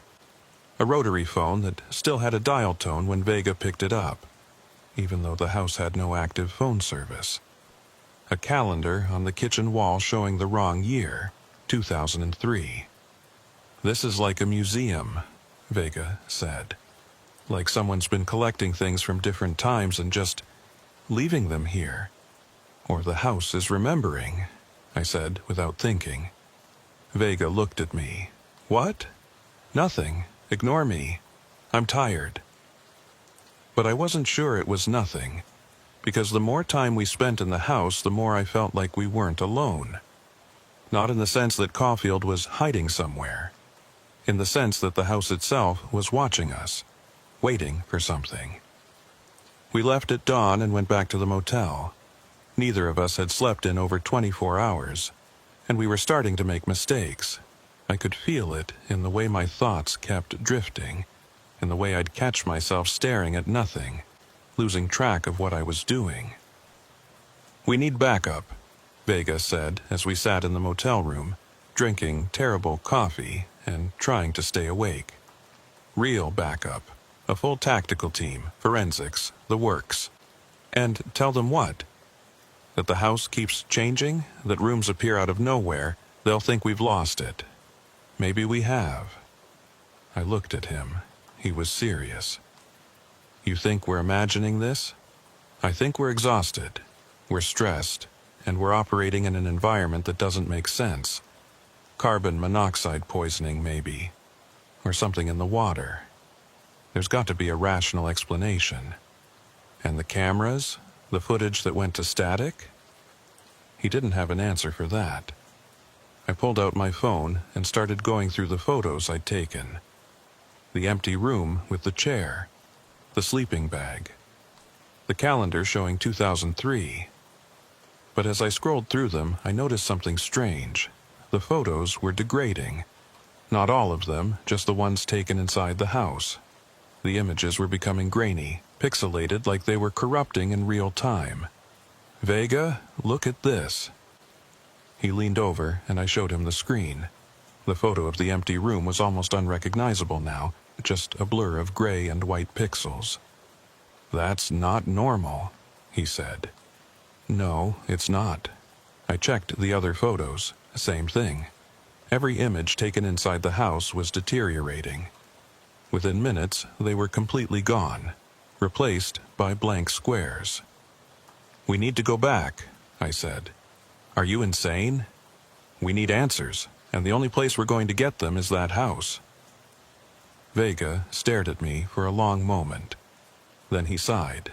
Fine, but we're not going alone this time. We're taking the full team. We called Hutchins and requested a joint operation with the sheriff's department. He agreed, though I could hear the skepticism in his voice when we tried to explain what we'd encountered. By early afternoon, we had 6 deputies, 2 more deputy marshals, and a forensics team assembled outside the house on Hickory Lane. Sheriff Hutchins himself was there, standing beside his cruiser, arms crossed, watching as we set up the perimeter. I've been doing this job for 30 years, he said to me. I've seen a lot of strange things, but a house that changes, that's a new one. I know how it sounds, I said.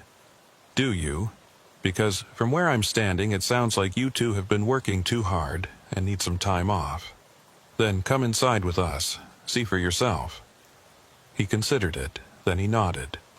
All right, let's do this. We entered the house in force, 8 officers, weapons drawn, moving in formation. The layout was different again. The front door now opened directly into what looked like a dining room, even though there'd been a living room there before. The kitchen was to the left, or maybe to the right.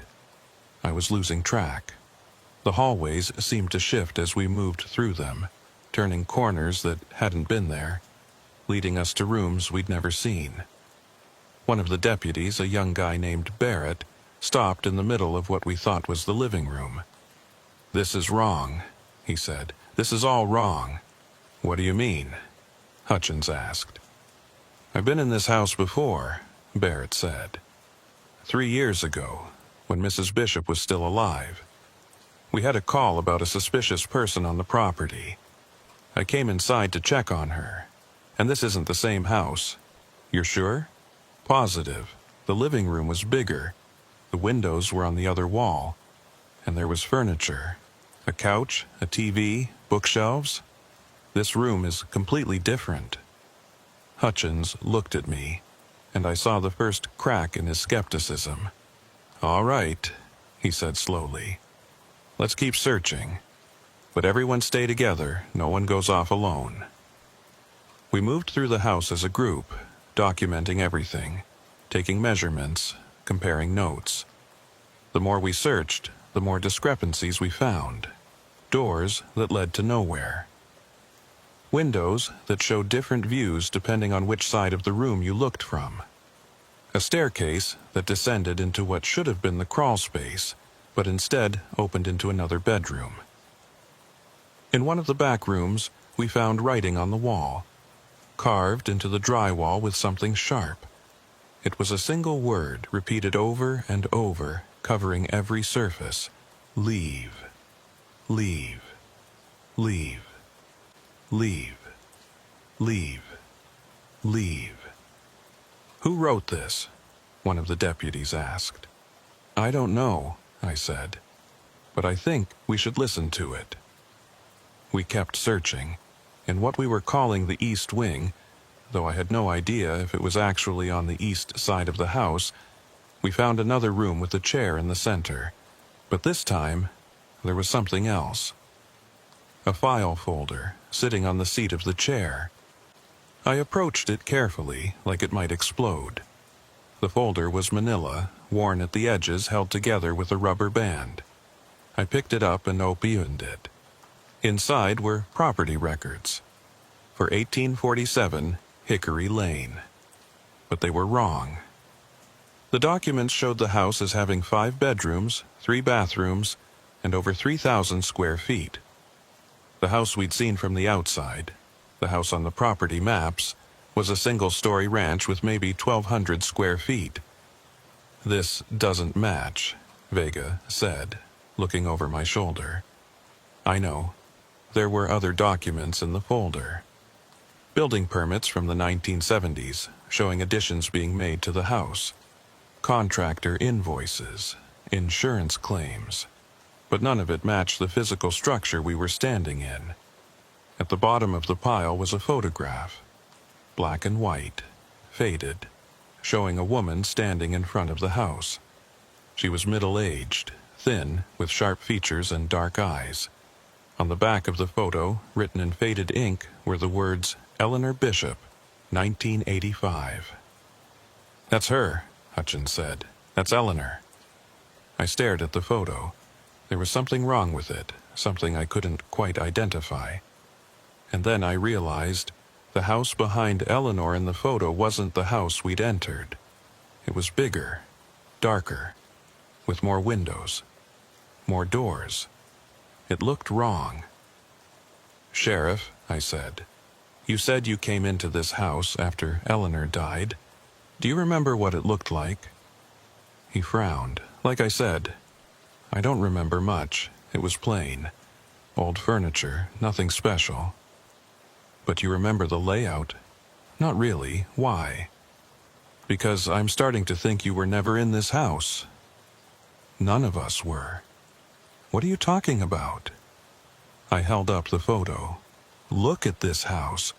Look at the one we're standing in. They're not the same. They've never been the same. Hutchins stared at the photo, and I saw the color drain from his face. That's impossible, is it? Because we've been searching this place for hours, and we keep finding rooms that shouldn't exist. We keep seeing things that don't match any record, any memory, anything. What if this house isn't what we think it is? Then what is it? I didn't have an answer, but I was starting to have a theory, and it scared me more than I wanted to admit. We decided to leave and regroup. The team filed out of the house one by one, checking each other off as we exited. But when we did a final count in the yard, we were missing someone. Deputy Barrett. Where's Barrett? Hutchins asked. He was right behind me, one of the other deputies said. I saw him in the hallway. We went back inside. Barrett, Hutchins called. Deputy Barrett, respond. Nothing. We searched the house again, room by room, calling his name. But we couldn't find him, and worse, we couldn't find the rooms we'd just been in. The East Wing, the room with the chair and the file folder, the hallway with the writing on the walls, all of it was gone, replaced by different rooms, empty rooms. How is this possible? Vega said. He was losing his composure now, his voice tight with barely controlled panic. We were just in there, all of us. We all saw the same things, and now it's gone? We need to leave, I said. Right now, everyone out. We'll call for state police, FBI, whoever we can get. But we're not staying in this house. We evacuated, all of us. Standing in the front yard, staring at the house, trying to process what had just happened. The sun was setting, casting long shadows across the property, and the house looked normal again. Just a plain ranch house with beige siding and dark windows. But Deputy Barrett was still inside. Somewhere. Hutchins radioed for backup, for search and rescue, for anyone who could help. Within an hour, we had 20 more officers on scene, along with K-9 units and thermal imaging equipment. We searched the house again and again, using every tool we had, but we never found Barrett. He had simply vanished. By midnight, the search was called off. The official report would say that Deputy Barrett had left the scene without notifying anyone, that he'd walked away from the house and was probably confused or disoriented. But everyone who'd been there knew the truth.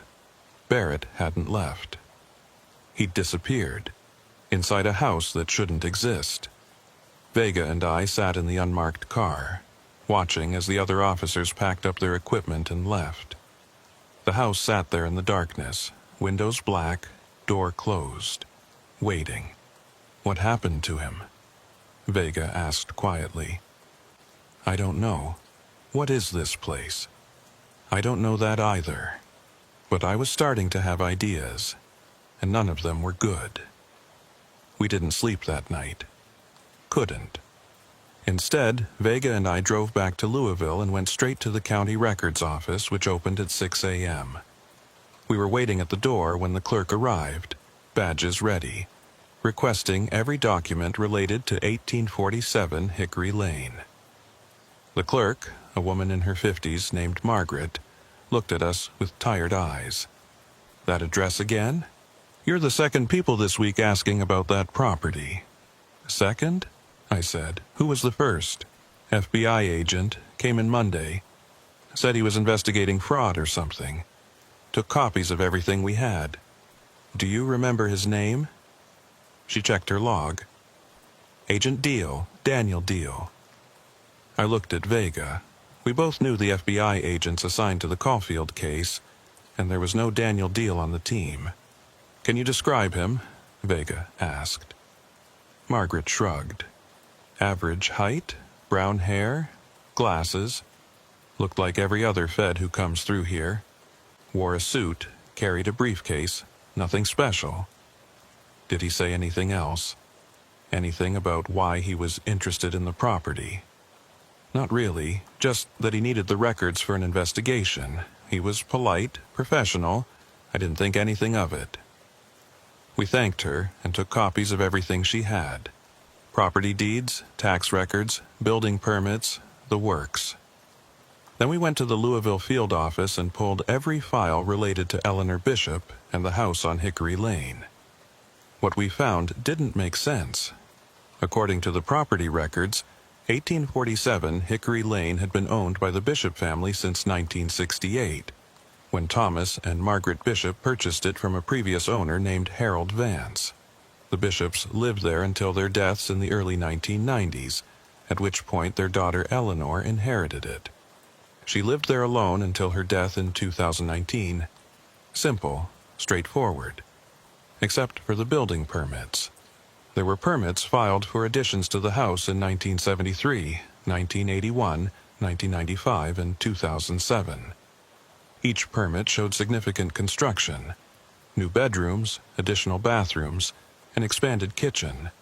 But when we pulled the county inspector's reports, they all said the same thing. Construction not completed, permit expired. So they filed permits but never did the work, Vega said. Or they did the work without inspections, I said. Which would explain why the house doesn't match the records. But we've been inside. There's no evidence of major construction, no additions, no remodeling, nothing. It's just changing. I stared at the documents spread across the conference table. What if the construction was never physical? What if they were building something else? You're losing me. Think about it. Every permit was filed by Eleanor Bishop. Not her parents. Her. And every time we go into that house, it's different. Rooms appear. Rooms disappear. The layout changes. What if Eleanor was building something that exists differently? Vega looked at me like I'd lost my mind. Differently how? I don't know, but there's something wrong with that house, something fundamental, and I think Eleanor knew about it. Maybe she was trying to control it, or contain it.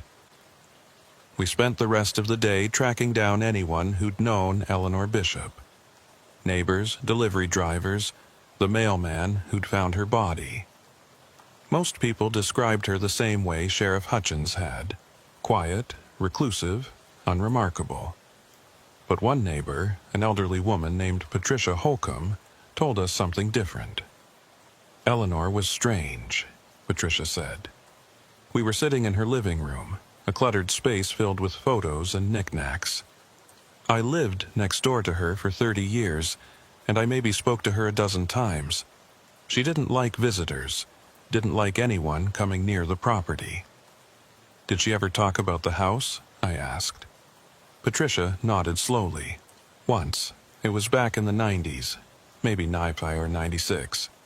I'd gone over to borrow some sugar. My grandkids were visiting and I was making cookies. Eleanor answered the door, but wouldn't let me inside.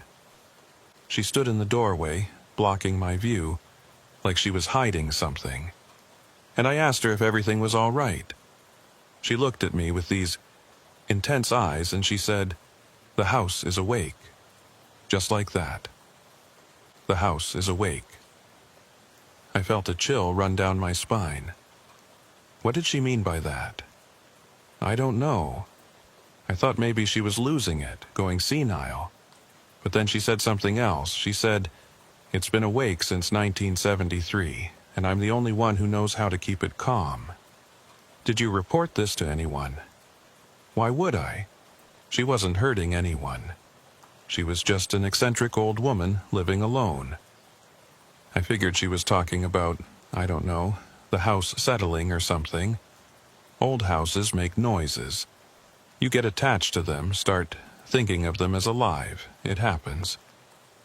But you think she meant something else, Vega said. Patricia was quiet for a moment. I think Eleanor knew something about that house that the rest of us didn't. And I think whatever it was, it died with her. We thanked Patricia and left. As we walked back to the car, Vega said, 1973, that's the year of the first building permit. Yeah. So whatever happened to the house, whatever Eleanor was talking about, it started then. We need to find out what happened in 1973. We went back to the records office and pulled every document related to the house from that year. We found the building permit, filed in March 1973 for the construction of a new bedroom. But we also found something else, an insurance claim filed in April 1973 for damage to the property. The claim was denied, but the description was listed as structural damage due to settling. Settling, Vega said. That's normal for an old house, right? Usually, but look at the amount they claimed. $15,000. In 1973 dollars. That's not settling. That's major structural failure. We kept digging. We found contractor reports, engineer assessments, even a letter from the county building inspector recommending that the house be condemned. But the Bishops had fought it. They'd hired lawyers, filed appeals, done everything they could to keep the house. And eventually, they'd won. The county had backed off, the condemnation order was dropped, and the Bishops stayed. But the problems hadn't stopped. We found more insurance claims over the years, more reports of structural issues, more permits filed and expired. The house had been slowly falling apart for decades, or changing, or something. Why would they stay? Vega asked. If the house was that bad, why not just leave? Sell it? Move somewhere else? Maybe they couldn't, I said. Or maybe they thought they had to stay, to keep it calm. That evening, we went back to the house. We didn't go inside. We just sat in the car, watching the windows, trying to understand. The silver Honda was still in the driveway, untouched. The grass was still overgrown. Everything looked normal. but I knew it wasn't. At 9:15 p.m., a light came on in one of the windows. Not the same window as before, a different one. And I saw movement inside, a shadow passing across the wall. "He's still in there," I said, "or someone is." We called Hutchins and told him we were going in again. He didn't try to stop us, but I could hear the resignation in his voice. He knew we wouldn't find anything. He knew the house would be different again, but we had to try. This time, we brought more equipment. Motion sensors, cameras with backup batteries, even a surveyor's laser to measure the rooms precisely. We documented everything, and when we entered the house, we found exactly what we expected: a different layout. New rooms, changed dimensions, a house that refused to stay still. But this time, we also found something else. In one of the back bedrooms, we found Deputy Barrett's radio. It was sitting on the floor in the center of an empty room, turned off. No sign of Barrett, just the radio. Vega picked it up carefully. "This is his. I recognize the serial number." So, he was here.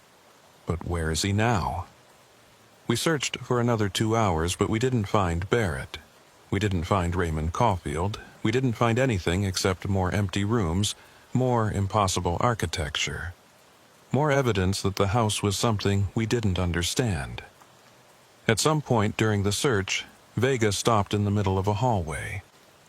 "Jen," he said quietly, "I think I've been in this hallway before." "We have. We've been through this house a dozen times. No, I mean, before this case, before any of this." He looked around, frowning. "This feels familiar, like I've seen it in a dream or something." "You're tired." "Maybe." But he didn't sound convinced. We left the house at midnight and went back to the motel. Neither of us spoke on the drive. We were both thinking the same thing. This case was never going to end. We could search the house 100 times, 1,000 times, and we'd never find what we were looking for, because the house didn't want to be found. That night, I dreamed about Eleanor Bishop. She was standing in the doorway of the house, blocking my view, just like Patricia Holcomb had described. But in my dream, I could see past her into the house beyond, and what I saw made me wake up in a cold sweat. The house was infinite.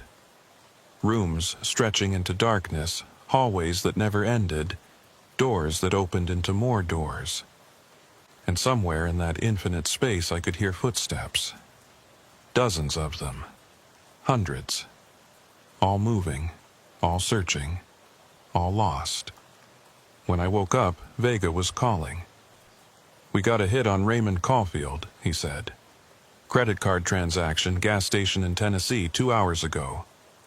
"Tennessee? But we just saw someone in the house." "I know. But unless Caulfield can be in 2 places at once, he's not in that house anymore. He's running again."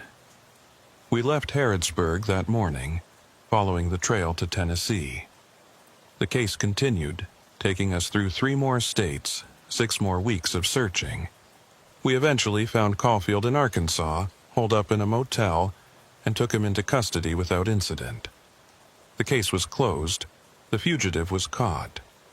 But I never stopped thinking about the house on Hickory Lane, about Deputy Barrett, who was never found, who was officially listed as a missing person, his case still open. About the rooms that changed, the hallways that stretched, the footsteps in empty spaces. And most of all, I thought about Eleanor Bishop's words. The house is awake, because I think she was right. The house was awake, and I think it still is. I filed my report 3 weeks after we apprehended Raymond Caulfield. It was a standard fugitive apprehension report, detailing the investigation, the surveillance, the eventual arrest in Arkansas.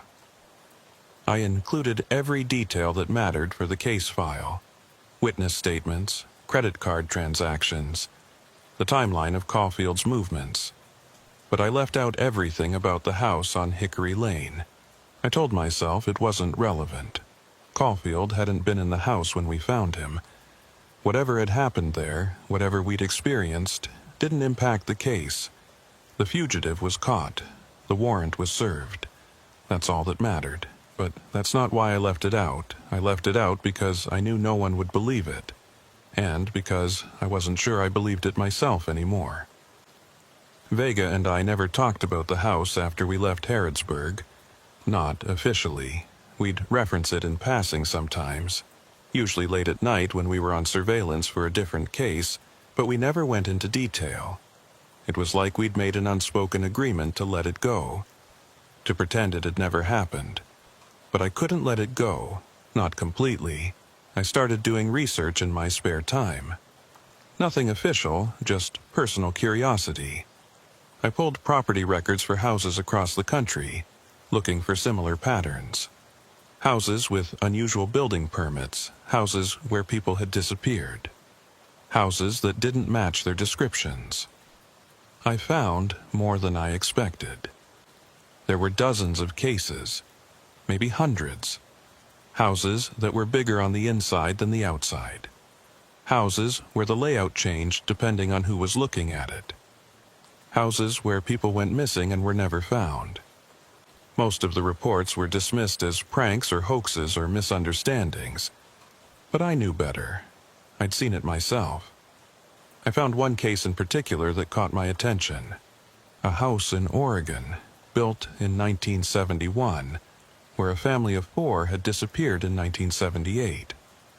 The house had been searched extensively, but no trace of the family was ever found. The property was eventually condemned and demolished, but before it was torn down, several of the investigators reported strange experiences. Rooms that didn't match the floor plan. Hallways that seemed to shift. The same things we'd experienced in Harrodsburg. I contacted one of the retired investigators, a man named Frank Mercer, and asked him about it. He was reluctant to talk at first, but eventually he opened up. That house was wrong, he told me over the phone. I've been in law enforcement for 40 years, and I've seen a lot of things I can't explain. But that house was different. It was like it was alive. Like it was watching us. And when we finally tore it down, I swear to God I felt relief. Like we'd killed something that needed to die. Did you ever figure out what happened to the family? I asked. No. They just vanished, like they'd never existed. We searched that house top to bottom and we didn't find a thing. No bodies, no blood, no signs of struggle. They were just gone. Do you think they're still in there somehow? In the house? There was a long pause. I don't know, but I've had dreams about that place for 30 years. And in my dreams, I can still hear them, calling for help, lost in rooms that never end. I thanked him and hung up. And I realized that I wasn't the only one who'd experienced this.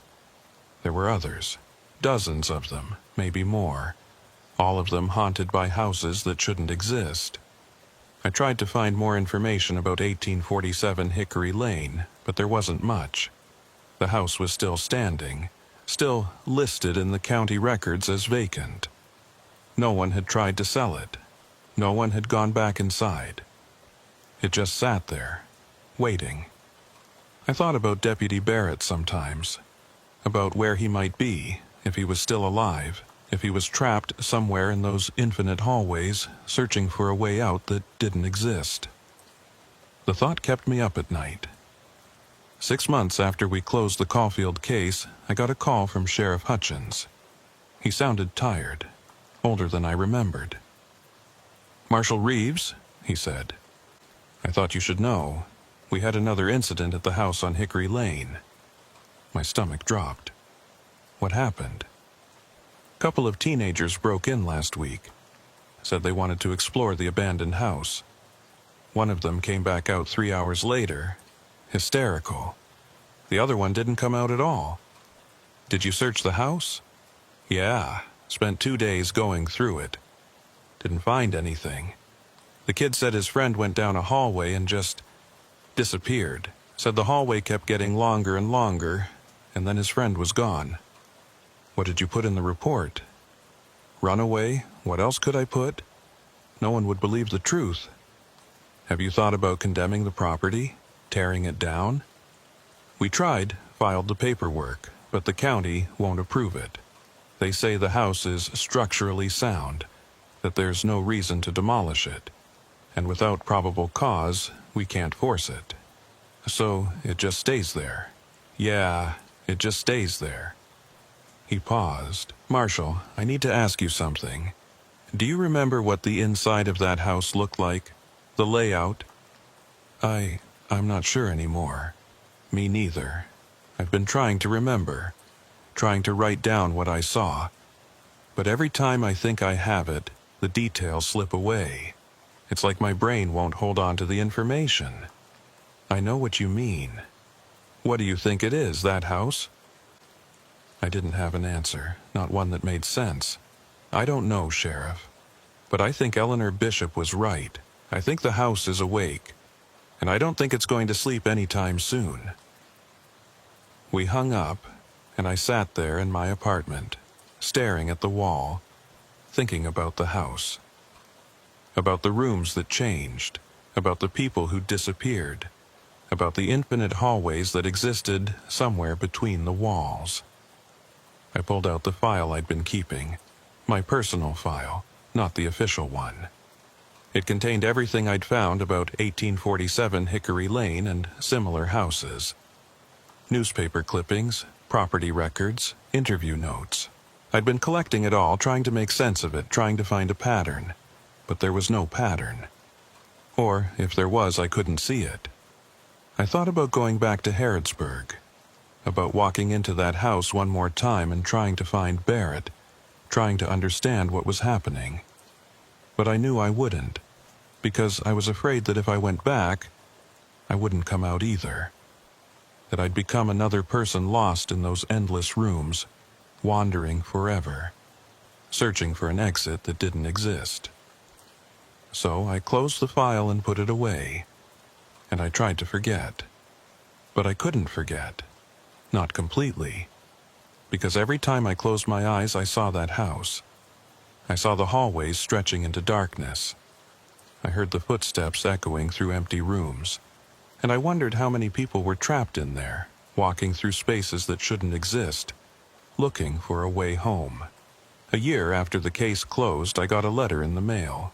No return address, just a postmark from Harrodsburg, Kentucky. Inside was a single photograph.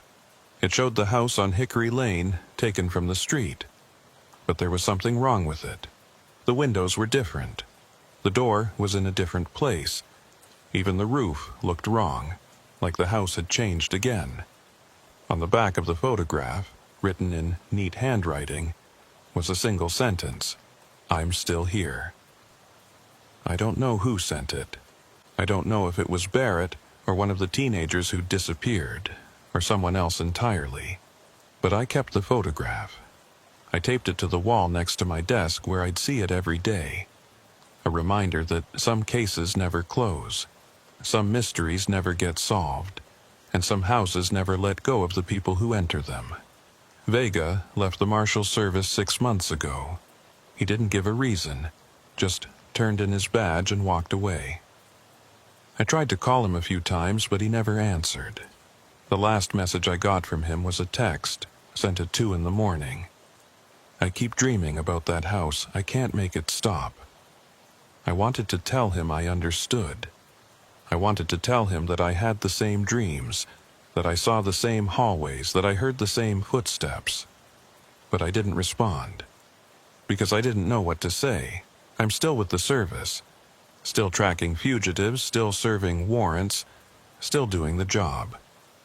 But I'm different now, more cautious, more aware of the spaces I enter. Because I know now that some places are wrong, some places don't follow the rules.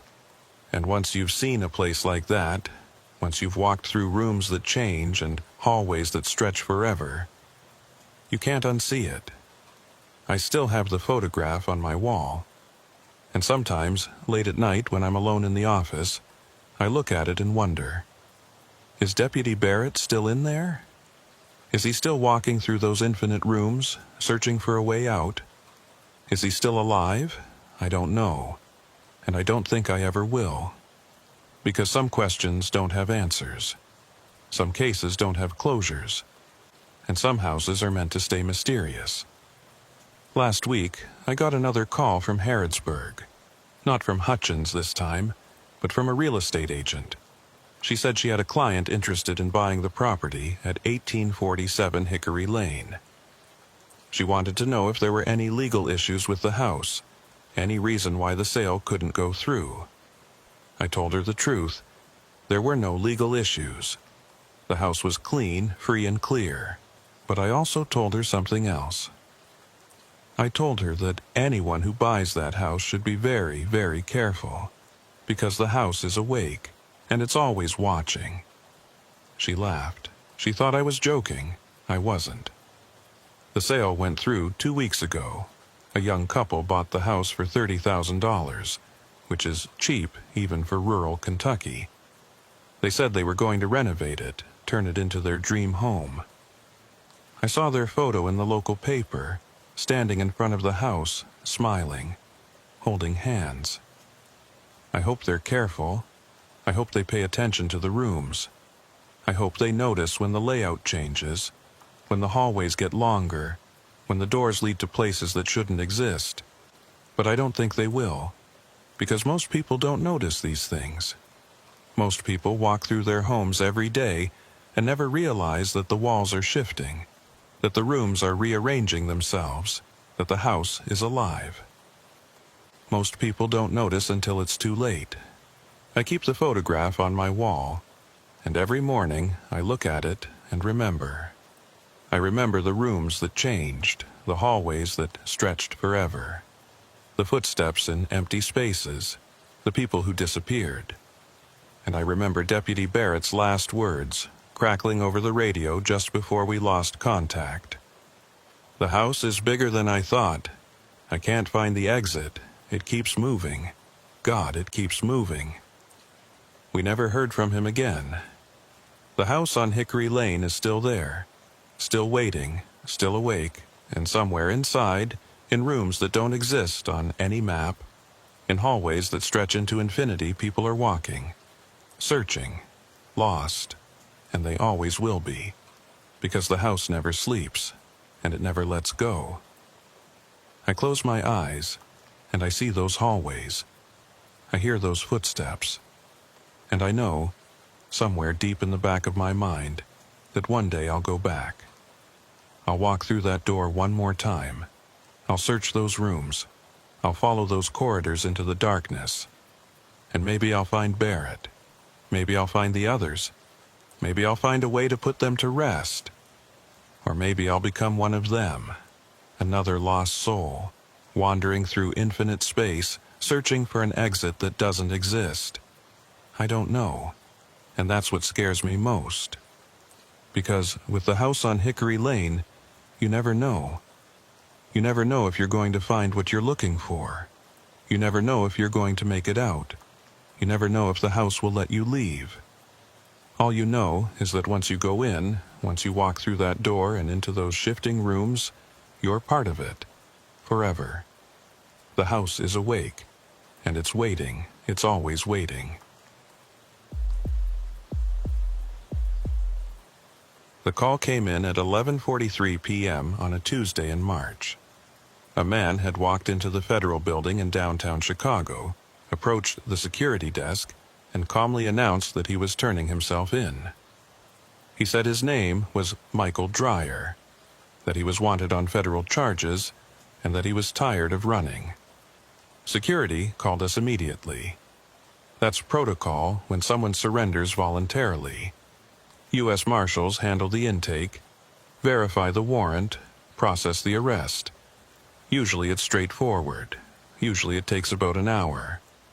The fugitive sits in an interview room.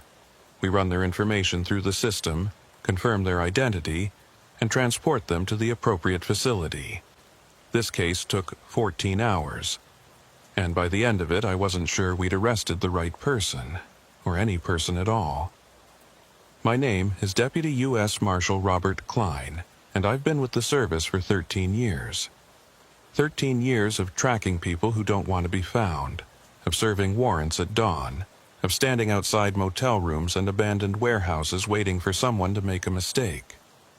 I've arrested murderers and drug dealers and white-collar criminals who'd stolen millions. I've seen people break down and confess everything the moment they saw my badge, and I've seen people fight until the very end, refusing to accept that their run was over. But I've never had someone walk in and surrender who'd already been in custody for 3 years. I arrived at the federal building at midnight. My partner, Deputy Marshal Angela Torres, met me in the lobby. She was younger than me, only 6 years on the job, but she was sharp and thorough, the kind of officer who noticed details other people missed. "What do we know?" I asked, as we took the elevator up to the 3rd floor.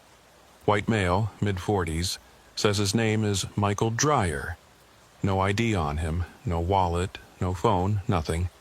Just walked in off the street and said he wanted to surrender." "What's he wanted for?" "That's the weird part," Torres said. "I ran his name before you got here. Michael Dreyer. There's a warrant, federal charges for bank fraud and identity theft. But according to the system, he was already arrested 3 years ago." "Mistaken identity?" "That's what I thought. But the guy downstairs is insistent. Says he's Michael Dreyer, says he's the one we've been looking for." We reached the interview room on the 3rd floor. Through the one-way glass, I could see him. White male, probably mid-40s like Torres had said, average height, brown hair going gray at the temples. He was wearing jeans and a plain gray hoodie, sitting calmly at the table with his hands folded in front of him. He looked tired but composed, like someone who'd made a decision and was at peace with it. "Let's talk to him," I said. We entered the room, and the man looked up. His eyes were clear, steady, no sign of intoxication or mental instability. He stood up when we came in, which was unusual. Most fugitives stay seated, either out of defiance or exhaustion. But this guy stood, like he was greeting guests in his home. "Thank you for coming," he said. His voice was calm, polite. "I know it's late." "Sit down, please," I said, taking the chair across from him. Torres stood by the door, notebook ready. The man sat. "My name is Michael Dreyer. I'm turning myself in on federal charges. I believe there's a warrant for my arrest." "There is," I said. "Or there was. But our records show that Michael Dreyer was arrested 3 years ago, in Kansas City." The man frowned. "No, that's not right. I've never been arrested. I've been running for 5 years. 5 years. Yes, since 2018. I committed fraud. I stole money from multiple banks using false identities. I know what I did. I'm ready to face the consequences." I glanced at Torres. She was already pulling up the file on her tablet. "Mr. Dreyer," I said, "I need to ask you some questions to verify your identity. What's your date of birth?" "September 14th, 1979. Torres checked the file and nodded. It matched. "Social Security number?" He recited it. Again, it matched. "Place of birth?" "Des Moines, Iowa." Match. "Mother's maiden name?" "Patterson." Match. Every answer he gave matched the information in our system. But according to that same system, Michael Dreyer was already in federal custody. He'd been sentenced to 8 years for bank fraud and was currently serving his time at FCI Englewood in Colorado. "Mr. Dreyer," I said slowly, "I need you to understand something. According to our records, you were arrested in Kansas City in March of 2020. You were tried, convicted, and sentenced. You're currently in prison." The man stared at me. "That's impossible." "I'm looking at the records right now. Michael Dreyer, DOB September 14th, 1979. SSN matching yours. Arrested by FBI agents in Kansas City on March 8, 2020. Surrendered peacefully at a hotel. Pleaded guilty. Sentenced to 8 years. No. The man shook his head. I wasn't in Kansas City in 2020. I was in Oregon. I was working under an assumed name trying to stay off the grid. I've never been arrested. I've never even spoken to the FBI. Then who's in prison right now? Torres asked. I don't know, the man said. But it's not me. I'm Michael Dreyer. I'm the one you're looking for. I studied his face, looking for signs of deception. But he seemed genuinely confused. And more than that, he seemed scared, like he was realizing that something was very wrong. Do you have any identification? I asked. Driver's license, passport, anything? No, I destroyed everything years ago. I've been living under fake names, paying cash for everything. I thought it would keep me safe. Safe from who? From you, from law enforcement. I knew eventually I'd get caught, but I wasn't ready to face it until now. I leaned back in my chair. Okay, let's say you are who you say you are. Why turn yourself in now, after 5 years? The man was quiet for a long moment. Then he said, because I saw him. Saw who? Myself. 2 weeks ago, I was in Springfield, Illinois. I was at a gas station filling up my car, and I saw myself, walking across the parking lot. Same face, same height, same build. It was like looking in a mirror, and when he saw me, he stopped. We just stared at each other for maybe 10 seconds, and then he got in a car and drove away. You think you saw your doppelganger? Torres said, skepticism clear in her voice. I don't know what I saw, but it scared me. I started thinking maybe I was losing my mind. Maybe the stress of running had finally broken me. And I realized I couldn't keep living like this. So I decided to turn myself in, to end it. I exchanged a look with Torres. Excuse us for a moment, I said to Dreyer. We stepped out of the room and closed the door. What do you think? Torres asked. I think he believes what he's saying, but it doesn't make sense. We have a Michael Dreyer in custody. Same name, same DOB, same SSN. How can there be 2 of them? Identity theft, Torres suggested. Maybe someone stole his information, got arrested using his name. But the person in prison would have said something, would have fought the charges, claimed mistaken identity. Unless they were the real thief and our guy in there is the one using a stolen identity. Then why would he turn himself in? Torres didn't have an answer. We went back into the room. Mr. Dreyer, I said, we're going to need to verify your identity. Fingerprints, photos, the works. And we're going to need to contact the facility where the other Michael Dreyer is being held. This is going to take some time. I understand, he said. I'm not going anywhere. We processed him, took his fingerprints, his photo, a DNA swab. Then we sent all of it to the FBI for analysis. While we waited for the results, I pulled up the file on the Michael Dreyer who was in prison. The arrest report was straightforward. FBI agents had tracked him to a hotel in Kansas City based on a tip from a bank employee who'd recognized him from surveillance footage. They'd knocked on his door at 6 a.m., and he'd surrendered without resistance. He'd been cooperative throughout the entire process, had waived his right to trial, and had pleaded guilty to all charges. There were photos in the file.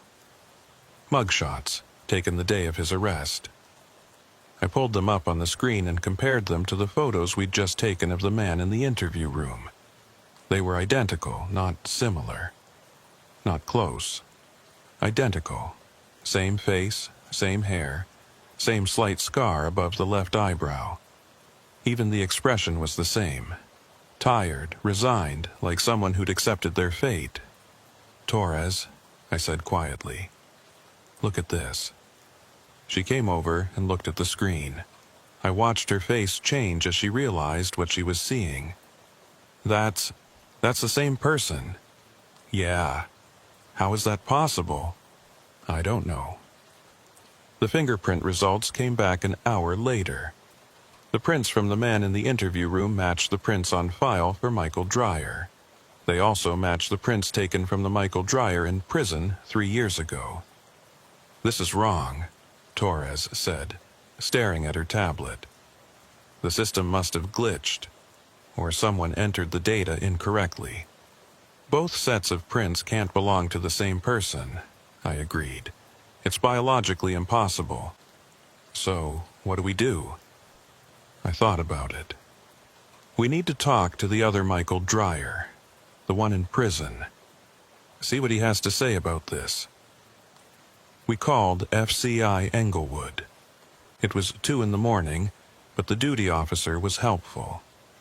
He confirmed that Michael Dreyer was currently in their facility, serving his sentence. He'd been a model inmate. No disciplinary issues, no problems. He was scheduled for release in 5 years. Can we speak with him? I asked. Now? It's 2 a.m. It's important. We have a situation that requires immediate clarification. The duty officer sighed. I'll see what I can do. Give me 20 minutes. While we waited, I went back into the interview room. The man who called himself Michael Dreyer was sitting exactly as we'd left him, hands folded on the table, staring at the wall. Mr. Dreyer, I said. The fingerprints came back. They match the prints on file for Michael Dreyer, but they also match the prints of the man who's currently in prison, which shouldn't be possible. The man looked at me. I don't understand. Neither do we. But we're going to get to the bottom of this. I need you to think carefully. Is there any reason why someone would have your fingerprints? Did you ever give them to anyone? Did you ever have them copied or recorded for any reason?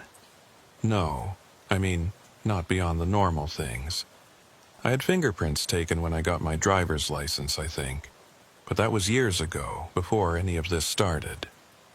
What about family? Do you have any siblings?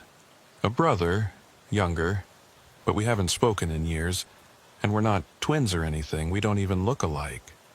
What's his name? David Dreyer. Torres made a note. We'll look into that. The call came through from FCI Englewood 25 minutes later. They'd woken up Michael Dreyer and brought him to a phone. The duty officer had him on speakerphone in their security office. Mr. Dreyer, I said, this is Deputy US Marshal Robert Klein. I need to ask you some questions. Okay. The voice on the other end of the line sounded sleepy but calm. What's this about? Can you confirm your identity for me? Full name and date of birth. Michael Dreyer, September 14th, 1979. How long have you been at FCI Englewood? 3 years, since my sentencing. And you were arrested in Kansas City in March of 2020? Yes, at the Marriott on Main Street. 2 FBI agents. I remember their names, Agent Harrison and Agent Polk. I checked the file. The names matched. Mr. Dreyer, I need to ask you something strange. Have you ever seen anyone who looks like you? Someone who could be your double? There was a pause on the other end. My double? Yes, someone who looks exactly like you. Another pause, longer this time. Why are you asking me this? Just answer the question, please. I don't know. Maybe? I mean, I saw someone once, back when I was running, before I was arrested. At a rest stop in Nebraska. Guy looked like me, similar build, similar face. But I didn't think much of it. People look alike sometimes. When was this? I don't know, maybe 2019? I can't remember exactly. Mr. Dreyer, there's someone here who claims to be you. He walked into our office tonight and said he's turning himself in. He has your fingerprints, your date of birth, your social security number, everything matches. But you're already in custody. Can you explain that?" The silence on the other end of the line stretched out for so long that I thought the connection had dropped. Then, finally, he spoke. "That's not possible." That's what we thought too. "Are you saying someone's impersonating me?" "We don't know what we're saying. That's why we're asking you. Is there any reason why someone would have your exact fingerprints?" "No. That's not possible. Fingerprints are unique. You can't fake them." "We know. But we have 2 sets of prints, both identical, both belonging to Michael Dreyer. Yours and his." The man on the phone didn't say anything for a long time. Then, in a quieter voice, he said, "Can I ask you something?" "Go ahead." "This person who's there, the one claiming to be me, what does he look like?" I glanced at Torres. "He looks like you, exactly like you, according to the photos in your file. Can you ask him something for me?" "What?" "Ask him if he remembers Des Moines. Ask him if he remembers the house on Maple Street." I put him on hold and went back into the interview room. The man was still sitting there, calm and patient. "Mr. Dreyer," I said, "the person we spoke to in Colorado asked me to ask you something. He wants to know if you remember Des Moines, the house on Maple Street." The man's face changed, not dramatically, but enough for me to notice. His eyes widened slightly, and his hands tightened on the table. "Yes," he said quietly, "I remember." "What was on Maple Street?" "That's where I grew up. My parents' house. I lived there until I was 18. I went back to the phone. He says yes, he remembers. He says he grew up there. The man in Colorado was quiet. Then he said, "That's impossible." "Why?" "Because I grew up in that house. It was my childhood home. And I know for a fact that no one else lived there. My parents owned it. Just us. Just our family. Maybe you lived there at different times." "No, I was there from 1985 until 1997. If he says he grew up there, and I grew up there, we would have been there at the same time. We would have seen each other." "Unless you are the same person," I said, not believing the words even as I said them. "That's impossible." "I know, but we're running out of rational explanations." The man in Colorado didn't respond. I heard him breathing on the other end of the line, steady but fast, like he was trying to calm himself down. Finally, he said, "I want to see him." "What?" "I want to see the person who's claiming to be me. Can you arrange that?" "You want us to transport you here, from Colorado?" "Yes. I need to see him. I need to know who he is." I thought about it. It was highly irregular, but these were highly irregular circumstances. "I'll have to get approval. It might take a few days. I don't care how long it takes. I need to see him." We ended the call. Torres and I stood in the hallway outside the interview room, both of us trying to process what we'd just heard. "This is insane," Torres said. 2 people with the same fingerprints, the same face, the same memories. It's not possible. I know. So what do? We keep digging. We find out who these people really are. And we figure out which one is the real Michael Dreyer. What if they both are? I looked at her. "What are you saying?" "I don't know. But we have 2 men with identical fingerprints, identical faces, identical histories. What if they're both telling the truth? What if they're both Michael Dreyer?" "That's not possible." "Then explain the fingerprints." I couldn't, and that scared me more than anything else about this case. We kept the man who'd surrendered in a holding cell overnight while we continued our investigation. I barely slept, spending most of the night going through files, looking for some explanation. I checked birth records, medical records, criminal histories. I contacted the brother, David Dreyer, but he didn't answer. I left messages, but he never called back. By morning, I still didn't have answers, just more questions. The DNA results came back at 9 a.m. The DNA from the man in our custody matched the DNA on file for Michael Dreyer. It also matched the DNA from the Michael Dreyer in prison. "This is wrong," Torres said, staring at the results. "DNA doesn't lie. If two people have the same DNA, they're either identical twins or they're the same person." He said he's not a twin. Then he's lying, or the system is wrong, or... She trailed off, not wanting to finish the thought. Or what? Or something else is going on, something we don't understand. I arranged for Michael Dreyer to be transported from FCI Englewood to Chicago. It took 3 days to get the paperwork approved, but eventually he was on a transport van heading our way. During those 3 days, we kept the man who'd surrendered in custody, running every test we could think of. Medical exams, psychiatric evaluations, polygraphs. Everything came back normal. He was physically healthy, mentally stable, and according to the polygraph, he was telling the truth. He believed he was Michael Dreyer. On the morning of the 4th day, the transport van arrived. They brought the prisoner in through the back entrance, cuffed and shackled, wearing an orange jumpsuit with FCI Englewood stenciled on the back. He looked tired, confused, but also curious, like he needed to see this through. We put him in a different interview room and let him sit for a few minutes while we prepared. Then Torres and I brought the first Michael Dreyer, the one who'd surrendered, into the observation room. We stood behind the one-way glass, looking at the man in the orange jumpsuit. "That's me," the first Dreyer said quietly. That's my face. Are you sure?" "Yes. I mean, that's what I look like, isn't it?" "That's my face." I studied him. His hands were shaking. "Do you recognize him?" "No, I mean, he looks like me, but I don't know him. I've never seen him before."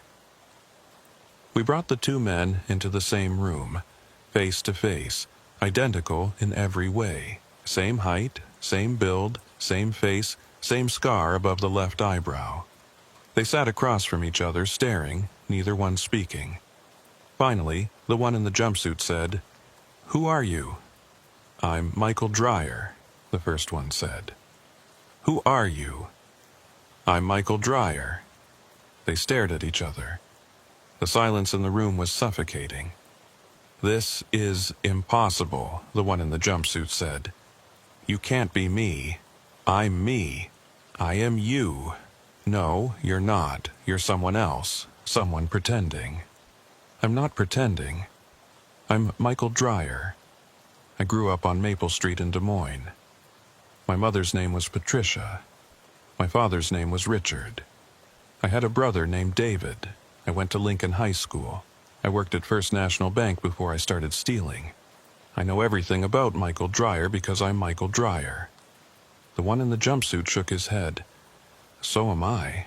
Everything you just said, that's my life, my memories, my history. You can't have the same memories as me. It's not possible." "Then, how do you explain this?" the first one said. "How do you explain the fact that we have the same face, the same fingerprints, the same DNA? How do you explain the fact that we're both here, both claiming to be the same person?" "I don't know," the one in the jumpsuit said. His voice was rising, panic creeping in. "But you're not me. You can't be me. I'm me. So am I." They kept arguing, going in circles, each one insisting they were the real Michael Dreyer, each one unable to prove it. Torres and I watched from behind the glass, both of us feeling a growing sense of unease. "This can't be real," Torres said. "This has to be some kind of elaborate scam, identity theft, twins separated at birth, something. There has to be a rational explanation. Then what is it? I asked. She didn't have an answer. We separated them again and spent the next several hours interviewing each one individually, asking them detailed questions about their lives, their memories, their experiences. Every answer they gave was identical. Same childhood stories, same family details, same memories of committing fraud. It was like they were reading from the same script, but they weren't. They were both genuinely confused, both genuinely scared, and both genuinely convinced that they were Michael Dreyer. Late that night, after everyone else had gone home, I sat alone in my office, staring at the 2 case files spread out on my desk. Same name, same face, same history, same fingerprints, same DNA. 2 men who were, by every measurable standard, the same person. But they couldn't be. It was impossible. I thought about what Torres had said. What if they're both telling the truth? And I realized, with a chill that went straight to my bones, that maybe they were. The next morning, I called a meeting with my supervisor, District Chief Marshal William Hendricks. He was a career officer with 30 years in the service, the kind of man who'd seen everything and didn't rattle easily. But when I explained the situation, 2 Michael Dryers, identical in every way, both claiming to be the same person, I saw something I'd never seen before in his eyes. Uncertainty. "Walk me through this again," Hendricks said, leaning back in his chair. Slowly, I went through it all. The initial surrender, the fingerprint matches, the DNA results, the transport from Colorado, the face-to-face meeting where 2 identical men had stared at each other in confusion and fear. Hendricks listened without interrupting. When I finished, he was quiet for a long moment. Then he said, "What's your theory?" "I don't have one, sir. Every rational explanation we've come up with doesn't hold up under scrutiny. They're not twins. They have the same DNA, not just similar. They're not one person pretending to be 2. We have documented evidence of both of them existing in different places at different times. And they're not using stolen identities. They both have memories that go back decades, memories that match perfectly." "So, what are you saying?" "I'm saying I don't know what's happening, and that scares me." Hendricks stood up and walked to the window, looking out at the Chicago skyline. "I've been doing this job for a long time, Deputy. I've seen frauds. I've seen elaborate cons. I've seen people do incredible things to avoid prosecution, but I've never seen anything like this. What do you want us to do?" He turned back to me. "Keep investigating. Dig deeper. There's an explanation somewhere, and you need to find it. In the meantime, we're going to need to bring in some experts. Forensic specialists, psychologists, maybe even someone from the academic community who can help us make sense of this. And the 2 Dryers? Keep them separated. Don't let them communicate. And for God's sake, don't let this leak to the press. If word gets out that we have 2 men with identical fingerprints and DNA, we're going to have a media circus on our hands." I spent the next week digging into every aspect of Michael Dryer's life. I tracked down his brother, David, and finally got him on the phone. He lived in Seattle now, working as a software engineer, and he hadn't spoken to Michael in over a decade. "We had a falling out," David said when I asked about their relationship. "Money issues, family drama, the usual stuff. I cut ties with him back in 2010. "When's the last time you saw him?" "Christmas 2009. At our mother's house. Why? Did you notice anything unusual about him?" "Unusual how?" "I can't give you specifics, but anything strange, anything that stood out." David was quiet for a moment. "Actually, yeah. There was something. Michael seemed, I don't know, distracted. Like he wasn't all there, and he kept asking me weird questions. What kind of questions? Questions about our childhood. Like he was trying to confirm memories. He'd ask me if I remembered specific things. A trip we took to Wisconsin, a dog we had when we were kids, stuff like that. And when I'd answer, he'd seem relieved, like he'd been worried I'd say something different. Did you think that was strange? At the time, no. I figured he was just being nostalgic. But looking back now, yeah, it was weird. It was like he was checking to make sure his memories were real. And you haven't seen him since? No, I heard he got arrested a few years ago, but I didn't reach out. We weren't on speaking terms. David, I need to ask you something important. Did Michael have any siblings besides you? Any twins? Any other brothers or sisters? No, just me. You're sure? Positive. My mom had complications after I was born. She couldn't have any more kids. It was just the two of us. I thanked him and hung up. Another dead end. Torres had been running down other leads. She'd contacted the FBI agents who'd arrested the Michael Dreyer in Kansas City, Harrison and Polk, and interviewed them about the arrest. Both agents confirmed that it had been straightforward. They'd received a tip, tracked Dreyer to the hotel, and took him into custody without incident. Did he say anything unusual during the arrest? Torres had asked. Not really, Agent Harrison had told her. He was calm, resigned, said he knew we'd catch up with him eventually. The only weird thing was what he said in the car on the way to the field office. What did he say? He asked if we were real. We thought he was being sarcastic, but he seemed genuinely concerned. He kept looking at us like he wasn't sure we were actually there. Did he explain what he meant? No, and we didn't push it. Figured he was just stressed from being arrested. Torres also tracked down the employees at the bank where Michael Dreyer had worked before his crimes. Most of them remembered him as quiet, competent, unremarkable. But one woman, a former colleague named Susan Martinez, had a different memory. Michael was always a little odd, Susan told Torres over the phone. Nice enough, but there was something off about him. He'd sometimes seem confused about things, like he'd forget where his desk was, or he wouldn't recognize people he'd worked with for years. We thought maybe he had early-onset dementia or something. When did this start? I don't remember exactly, maybe 2015 or 2016, around the time he started acting weird in other ways too. What other ways? He'd sometimes call in sick, but then we'd see someone who looked exactly like him in the building. Same face, same clothes. We'd ask him about it the next day, and he'd insist he'd been homesick, that we must have been mistaken. But I know what I saw. You saw someone who looked like Michael Dreyer in the building while he was supposedly sick at home. Multiple times, at least 3 or 4. It got to the point where some of us joked that he had an evil twin or something. After 2 weeks of investigation, we'd gathered a mountain of information but no clear answers.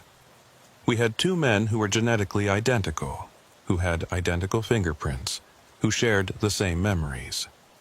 We had eyewitness accounts of Michael Dreyer seeming confused about his own identity years before his arrest, and we had reports of him being seen in 2 places at once.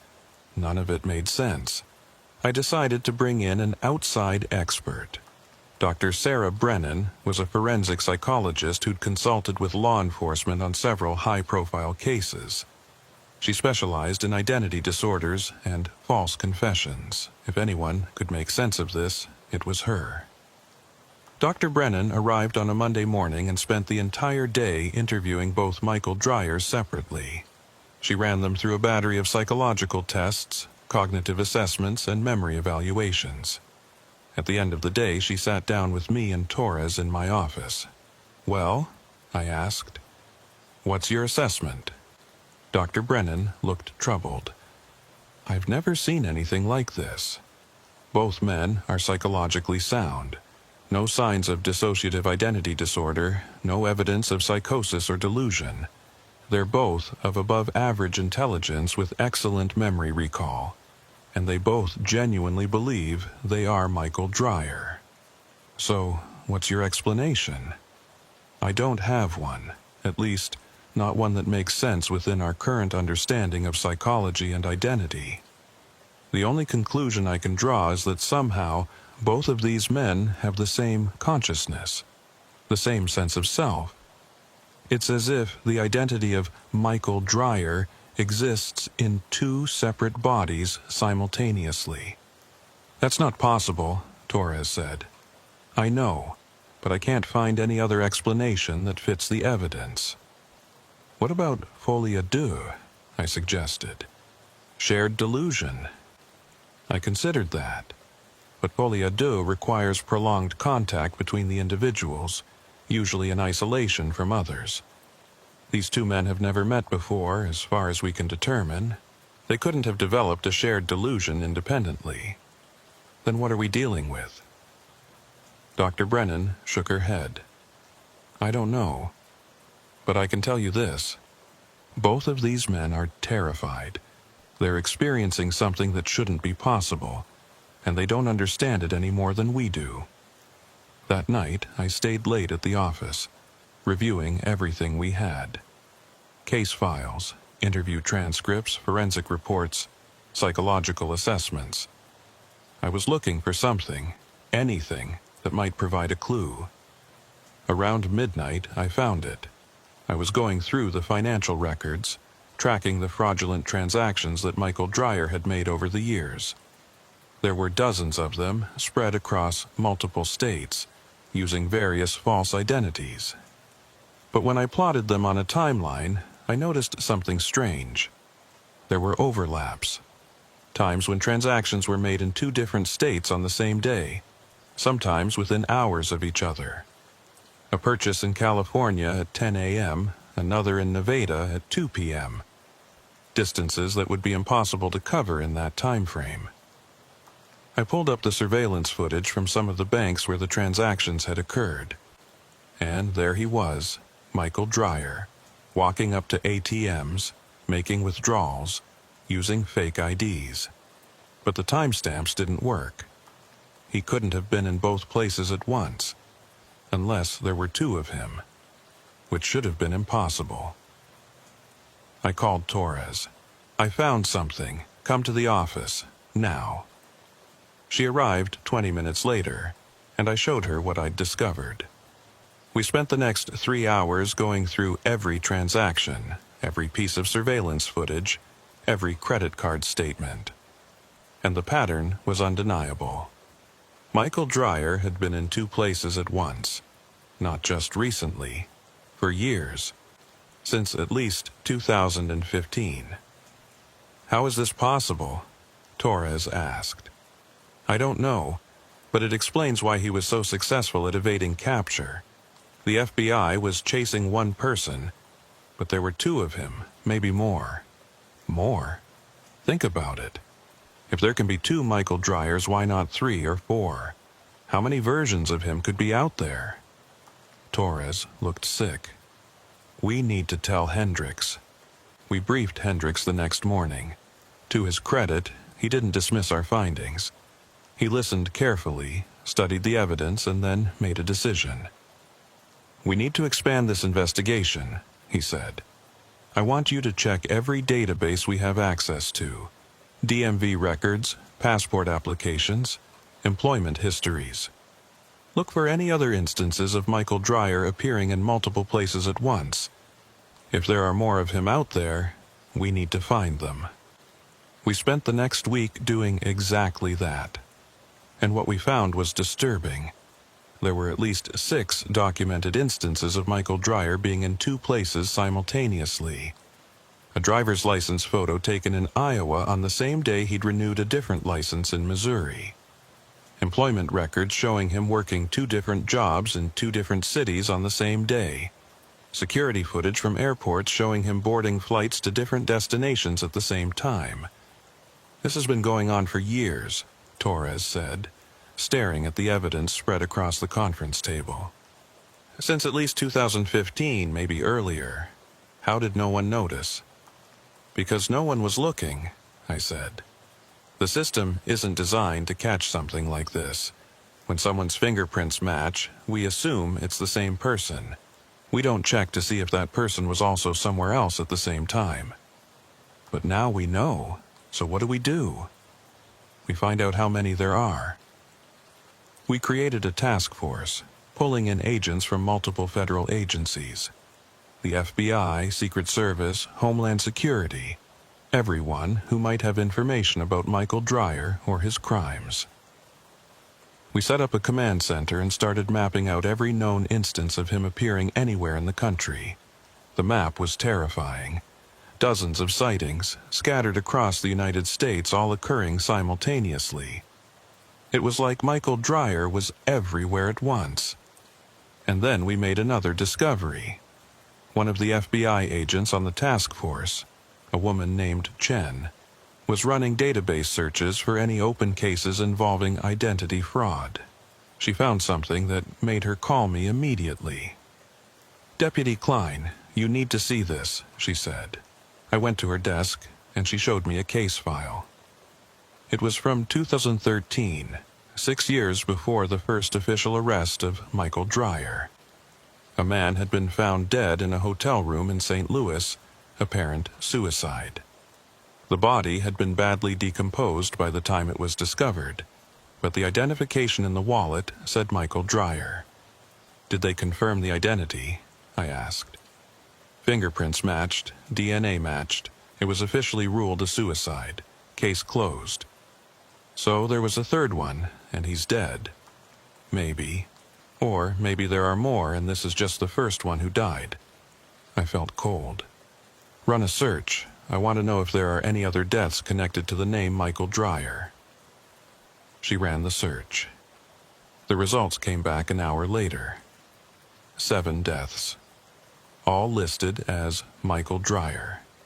All with matching fingerprints and DNA. Dates ranging from 2011 to 2021. Suicides, accidents, 1 homicide. All officially closed cases. "Jesus Christ," Torres whispered. "How many of him are there?" "I don't know, but we need to find out." We brought both of the Michael Dryers we had in custody together again. This time, I showed them the evidence. The deaths, the simultaneous sightings, the proof that there were multiple versions of them out there. "Do either of you remember these?" I asked, showing them the death certificates. They both stared at the documents, confused. The first Dreyer, the one who'd surrendered, shook his head. "No, I'm not dead. I'm right here. But someone with your fingerprints, your DNA, your face, he died in St. Louis in 2013. How do you explain that?" "I can't." I turned to the second Dreyer, the one from Colorado. "What about you? Do you remember any of these?" He was pale, his hands shaking. "No, but I've had dreams. Dreams about dying. Different ways, falling, drowning, gunshots. I always thought they were just nightmares, but what? But what if they weren't dreams? What if they were memories? Memories from other versions of me?" The room went silent. Everyone was staring at him. "That's not possible," Torres said. "Nothing about this is possible," the second Dreyer said. "But it's happening. We're here. Multiple versions of the same person, all existing at the same time. And apparently, some of us have died. So maybe the memories carry over somehow. Maybe when one of me dies, the others remember it." I didn't want to believe him, but I couldn't deny that it made a strange kind of sense. "If that's true," I said slowly, "then we need to find all of you, every version, before more of you die." "Why would we be dying?" the first Dreyer asked. "I don't know, but 7 deaths in 10 years? That's not coincidence. Something is happening to you, to all of you." We expanded the investigation again, this time looking for living versions of Michael Dreyer. We sent alerts to every law enforcement agency in the country, asking them to report any sightings or interactions with someone matching his description. The responses came in quickly, too quickly. Within a week, we had over 50 reports of Michael Dreyer sightings from across the country. Some of them were obviously mistakes or false alarms, but at least 20 of them appeared to be legitimate. 20 different versions of Michael Dreyer, all living separate lives, all apparently unaware of the others. "This is impossible," Hendricks said when I showed him the reports. "One person can't exist in 20 different bodies." "But he does," I said. "The evidence is overwhelming. Michael Dreyer isn't just one person anymore. He's fractured somehow, split across multiple versions of himself." "How? How does that happen?" "I don't know, but I think it started in 2015. That's when the first reports of unusual behavior came in, when coworkers started seeing him in 2 places at once. Something happened to him that year, something that caused him to split. What could cause that? I have no idea, but we need to find out. Because if this can happen to Michael Dreyer, it could happen to anyone. We tried to track down every living version of Michael Dreyer, but it was like chasing smoke. Every time we got close, he'd disappear. Or rather, they'd disappear. Multiple versions, all running, all hiding, all trying to stay one step ahead of us. And then, one by one, they started dying. The first one was found in Arizona, dead from an apparent overdose. The second was in Florida, drowned in a hotel pool. The third was in Oregon, killed in a car accident. All of them identified as Michael Dreyer. All of them with matching fingerprints and DE. "They're being hunted," Torres said. "Someone's killing them off." "Or they're killing themselves," I suggested. "Maybe they can't handle the knowledge that there are multiple versions of them. Maybe the psychological stress is too much. Or maybe they're killing each other," Dr. Brennan said. She'd stayed on as a consultant throughout the investigation. "Think about it. If you discovered there were multiple versions of yourself out there, living separate lives, how would you react? Some people might want to eliminate the competition." "That's insane," I said. "Is it? We're dealing with a situation that shouldn't be possible. Who's to say what's rational anymore?" 2 weeks after we'd started tracking the living versions of Michael Dreyer, we were down to 15 confirmed sightings. Then 12, then 9. They were dying faster than we could find them. The 2 we had in custody were becoming increasingly agitated. They both claimed to be having nightmares, vivid dreams of dying in various ways. They both said they could feel the other versions disappearing, like parts of themselves were being erased. "How many of me are left?" the first Dreyer asked me one morning. He looked exhausted, like he hadn't slept in days. "We're not sure. We've confirmed 9 sightings in the last week, but some of them might be duplicates, and we don't know if there are more that we haven't found yet." "I can feel them dying," he said quietly. "Every time one of us dies, I feel it. Like a piece of me is being torn away. How is that possible? I don't know. Am I going to die too?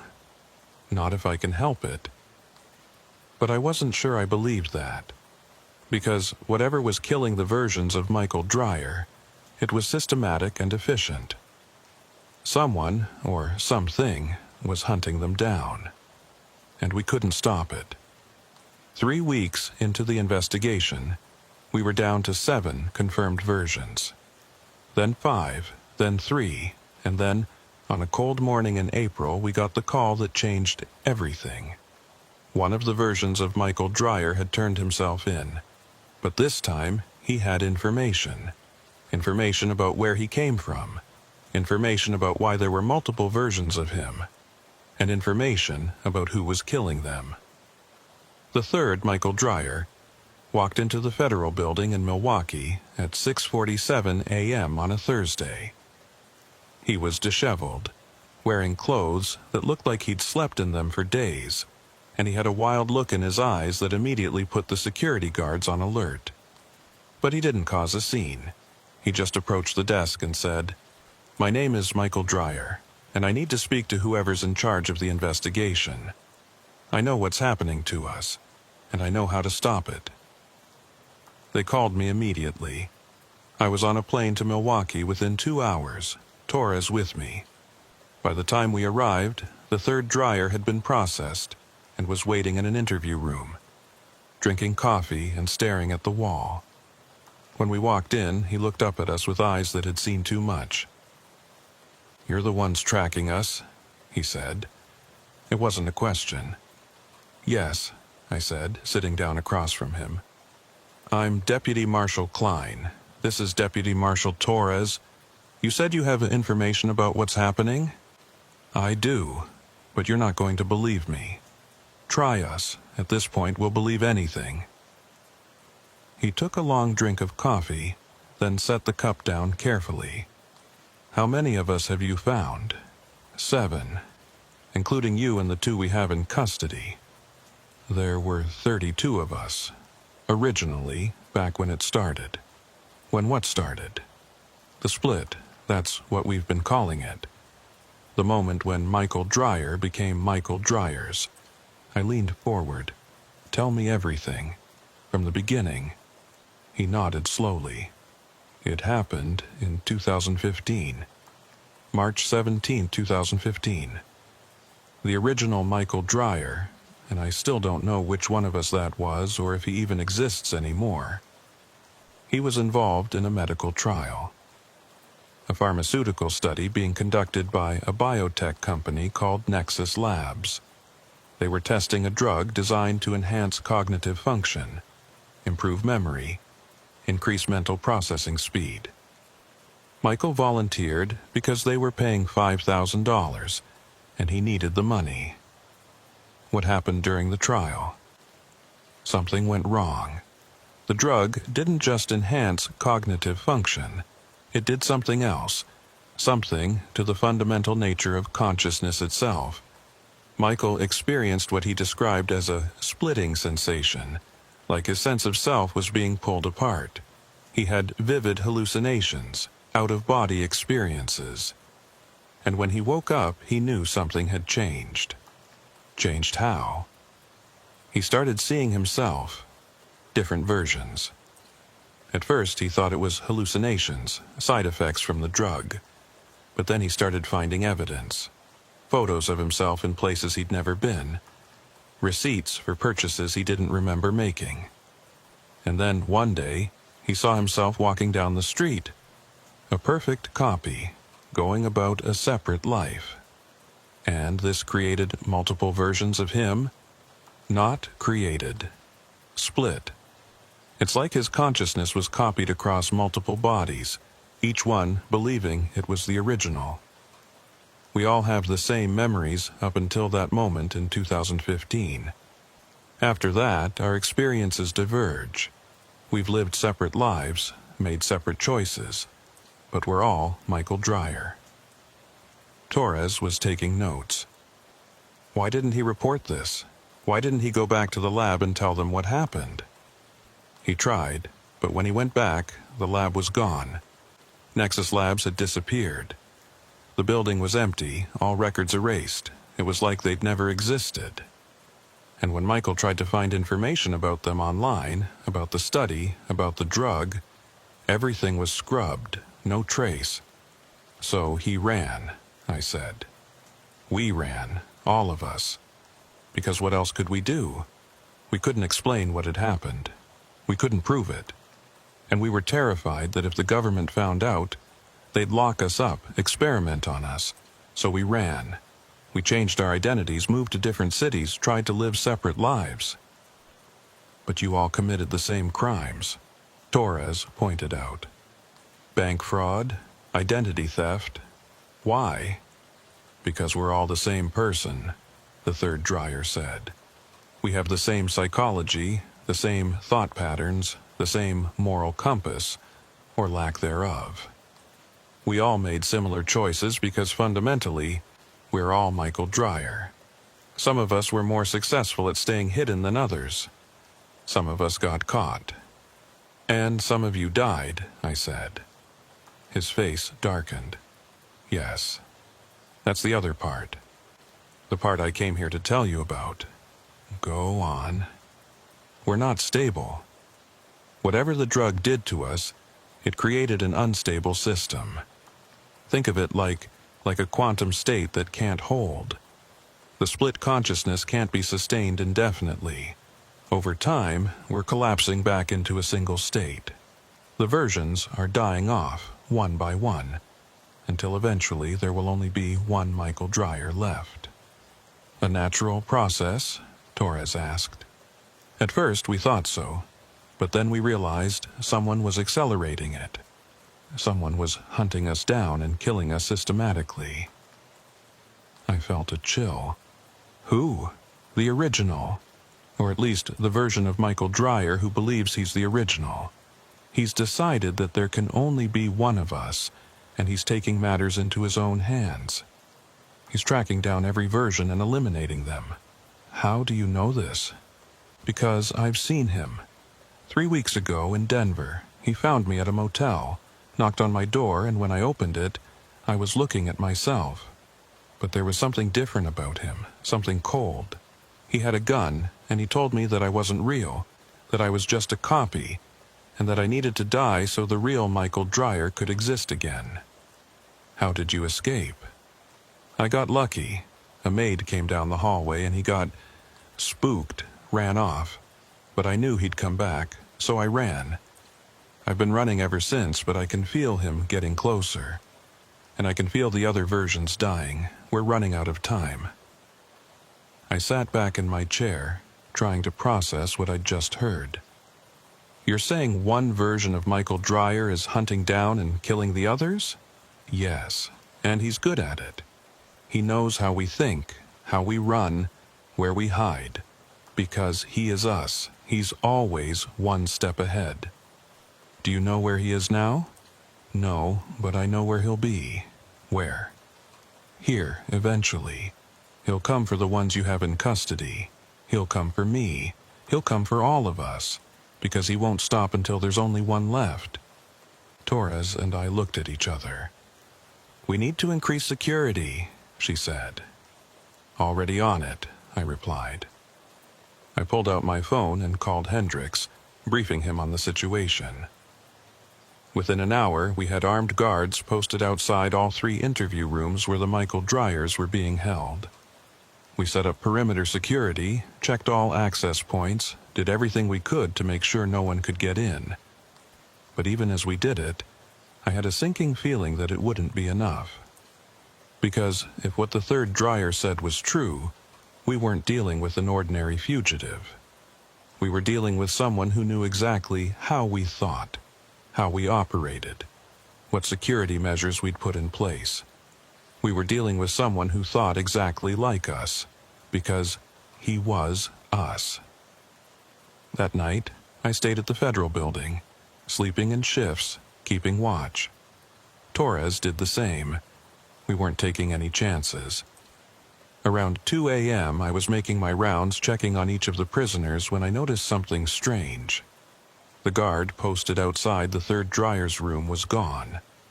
Not on a break, not using the bathroom, just gone. The chair was empty, the hallway deserted. I drew my weapon and approached the door carefully. It was slightly ajar. I pushed it open and looked inside. The third Dreyer was sitting at the table, just as I'd left him. But there was someone else in the room, standing in the corner. Another Michael Dreyer. "Hello, Deputy Klein," the figure in the corner said. "I've been waiting for you." I trained my weapon on him. Step away from him, hands where I can see them. "Relax," he said, raising his hands slowly. "I'm not here to hurt anyone. Well, not you, anyway. Who are you?" "I'm Michael Dreyer, the real one, and I'm here to correct a mistake." The third Dreyer stood up, backing away from the figure in the corner. "That's him. That's the one who's been killing us." Killing you? The figure laughed. I'm not killing anyone. I'm restoring balance, fixing what was broken. There can only be one Michael Dreyer, one consciousness, one identity. The rest are errors, glitches in the system.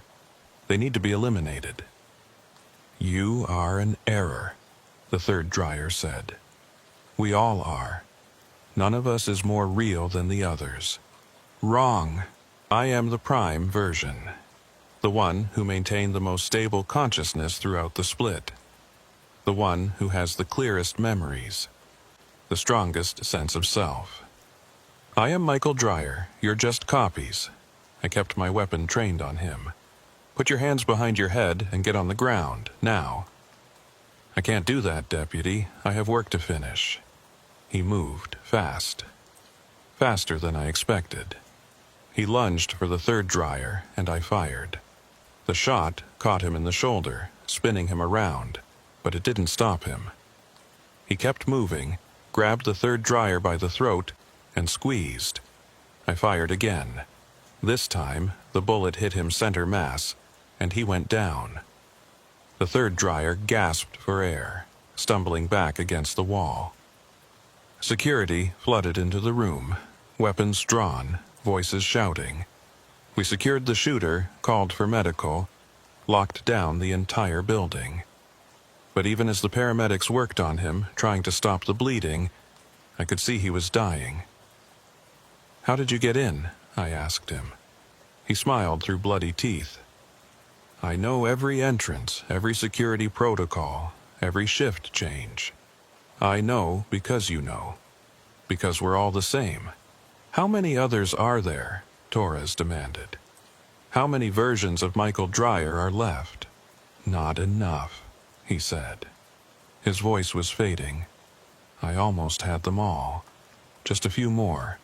Just a few more, and I would have been whole again. You're insane, the third Dreyer said. No, I'm the only one who understood what needed to happen. The split can't be sustained. We're all dying anyway, slowly, painfully. I was just speeding up the inevitable, merging us back into one. That's not how it works, the third Dreyer said. Killing us doesn't make you more whole, it just makes you a murderer. The shooter's eyes were glazing over. You'll see. When there's only one left, you'll see that I was right. He died 3 minutes later. The paramedics tried everything, but there was too much damage. We stood there in silence, staring at another body with Michael Dreyer's face. 4 left, the third Dreyer said quietly, including me and the 2 downstairs. 4 versions left out of 32. How long do we have? Torres asked. Before the instability catches up with you? I don't know. Could be days. Could be years. But we're all dying one way or another. The split is collapsing. And eventually, there will only be one of us left. If any of us survive at all. We spent the rest of the night processing the scene, documenting everything, trying to make sense of what had happened. The security guard who'd been posted outside the door was found unconscious in a storage closet, knocked out with a precise blow to the head. The shooter had used a stolen access card to enter the building, had moved through the security system like he'd designed it himself. Because in a way, he had. He knew everything we knew. He thought the way we thought.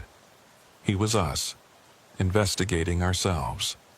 The next morning, Hendricks called me into his office.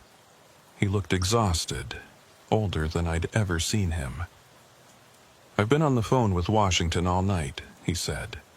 They want answers. They want to know how this happened, what we're going to do about it, how we prevent it from happening again. What did you tell them? The truth, that we don't know, that we're dealing with something unprecedented, something that shouldn't be possible. And that we have 3 versions of the same person in custody, all of them dying, and we can't save any of them. What do they want us to do? Find the others, the remaining versions. Bring them in before they die or before they kill each other. And then... He paused, and then we figure out what the hell to do with them. Over the next 2 weeks, we found 3 more versions of Michael Dreyer. 1 in Montana, 1 in Texas, 1 in Maine. We brought them all in, processed them, housed them in separate facilities. They were all terrified, all dying, all feeling the collapse accelerating. "I can feel myself disappearing," one of them told me. "Like I'm being erased, piece by piece. My memories are starting to blur, to merge with the others. Sometimes I'm not sure which experiences are mine, and which belong to a different version." "How long?" I asked. "Days, maybe less. We're all converging toward the same point, and when we get there, either we'll all die or one of us will remain. Which one? I don't know. Maybe the strongest, maybe the luckiest, or maybe none of us. Maybe the original Michael Dreyer died in 2015, and we're all just echoes, fading away." I didn't know what to say to that. On the 15th day after we'd shot the Hunter version of Michael Dreyer, we were down to 5 confirmed living versions. The 3 we had in custody in Chicago, 1 in Montana, 1 in Texas. The one in Maine had died the day before, apparent heart failure. The autopsy showed nothing unusual. He'd just stopped. "It's happening faster now," Dr. Brennan told us. "The collapse is accelerating. My estimate is that within a week, maybe less, there will only be 1 or 2 versions left. Possibly none." "Can we stop it?" Torres asked. "I don't know. I don't even know what it is. Some kind of quantum decoherence of consciousness? A breakdown of whatever process allowed one consciousness to exist in multiple bodies?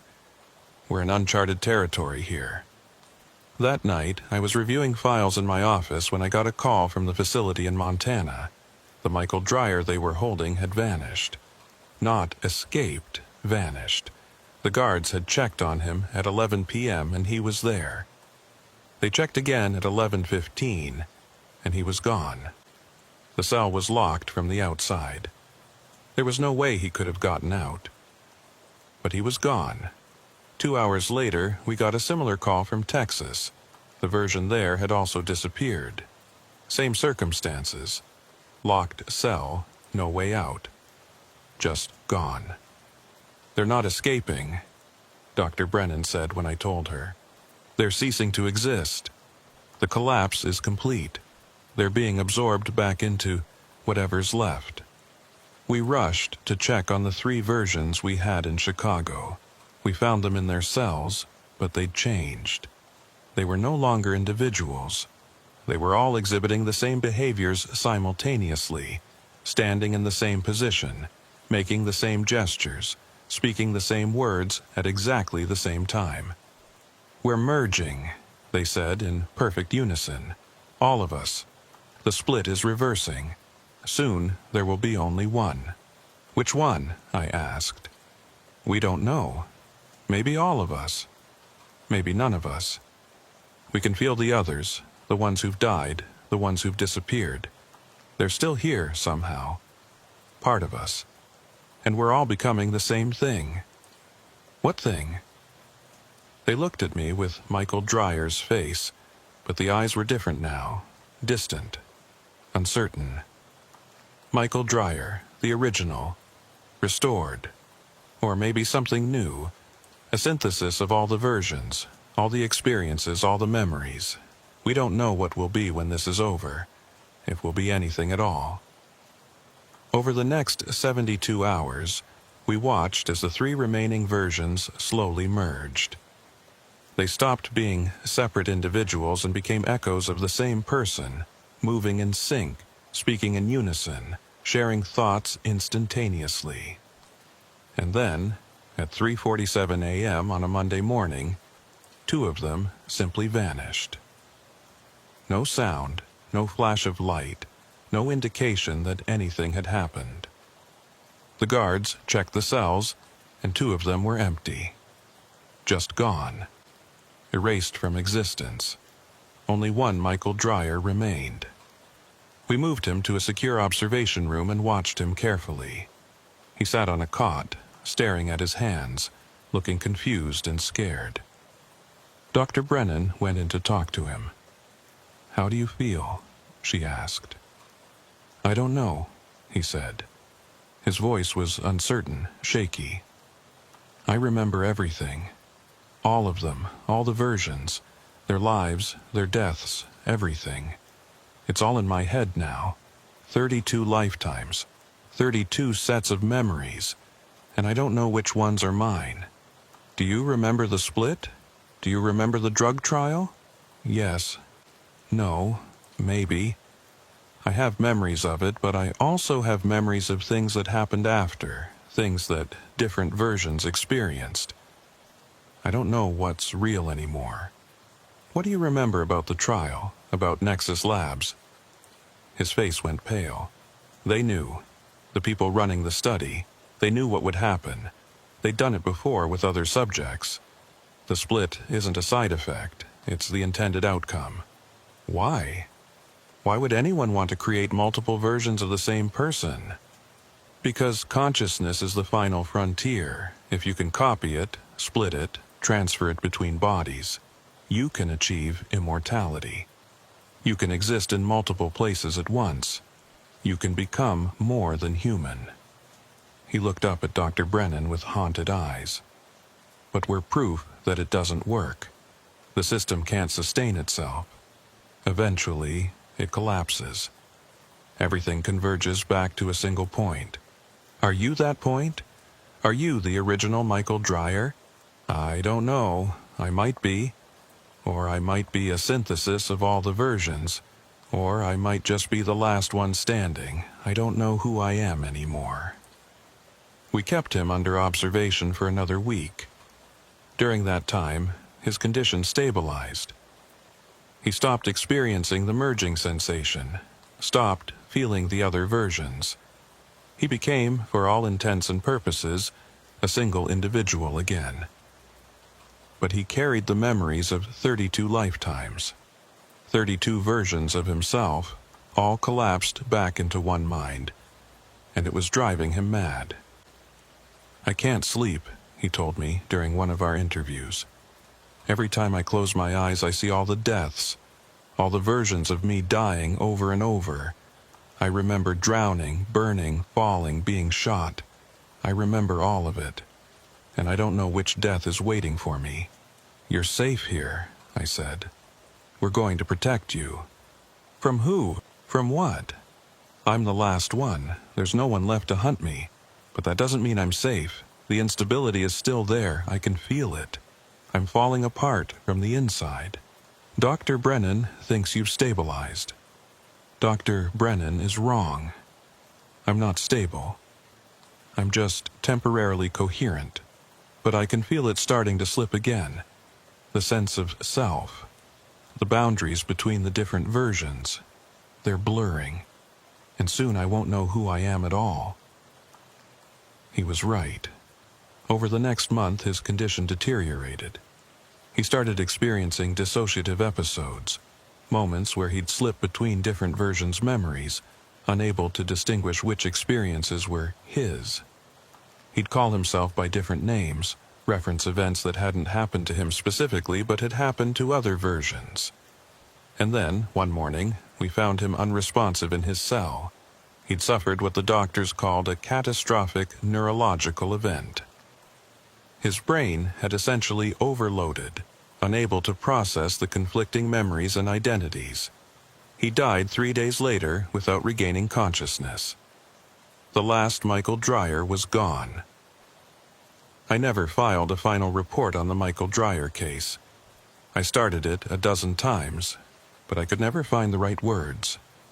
How do you explain in an official document that one person became 32 people and then collapsed back into zero? How do you document something that shouldn't be possible? The official record shows that Michael Dreyer was arrested in March 2020 in Kansas City, convicted of bank fraud, and sentenced to 8 years at FCI Englewood.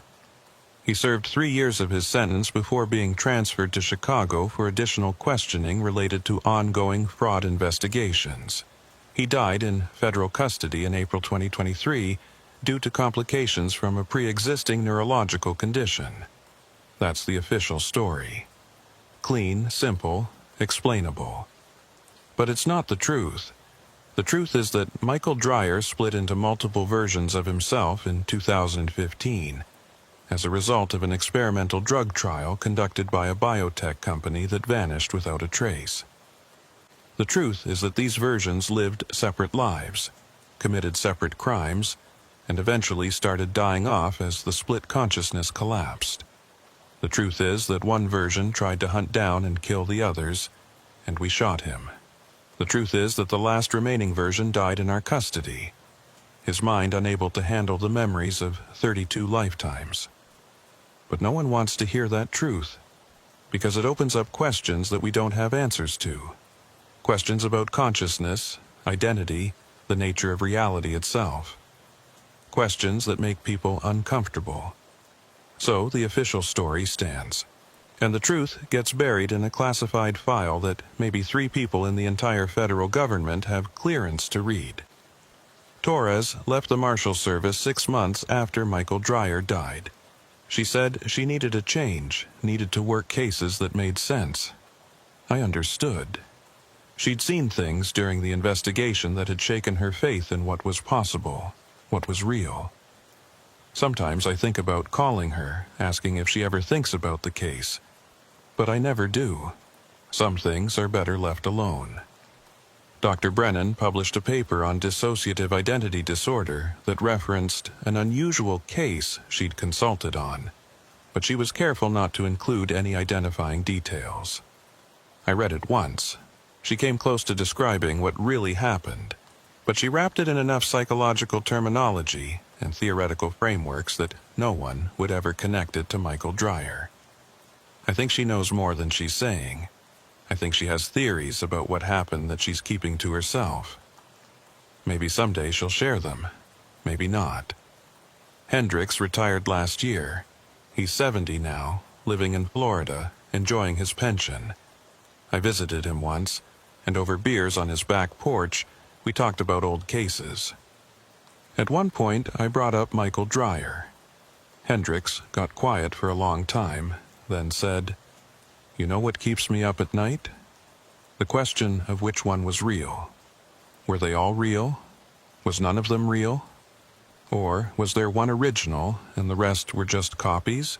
Because if they were all equally real, all equally Michael Dreyer, then we basically watched a man die 32 times. And I don't know how to live with that." I didn't have an answer for him. I still don't. I kept every piece of evidence from the case.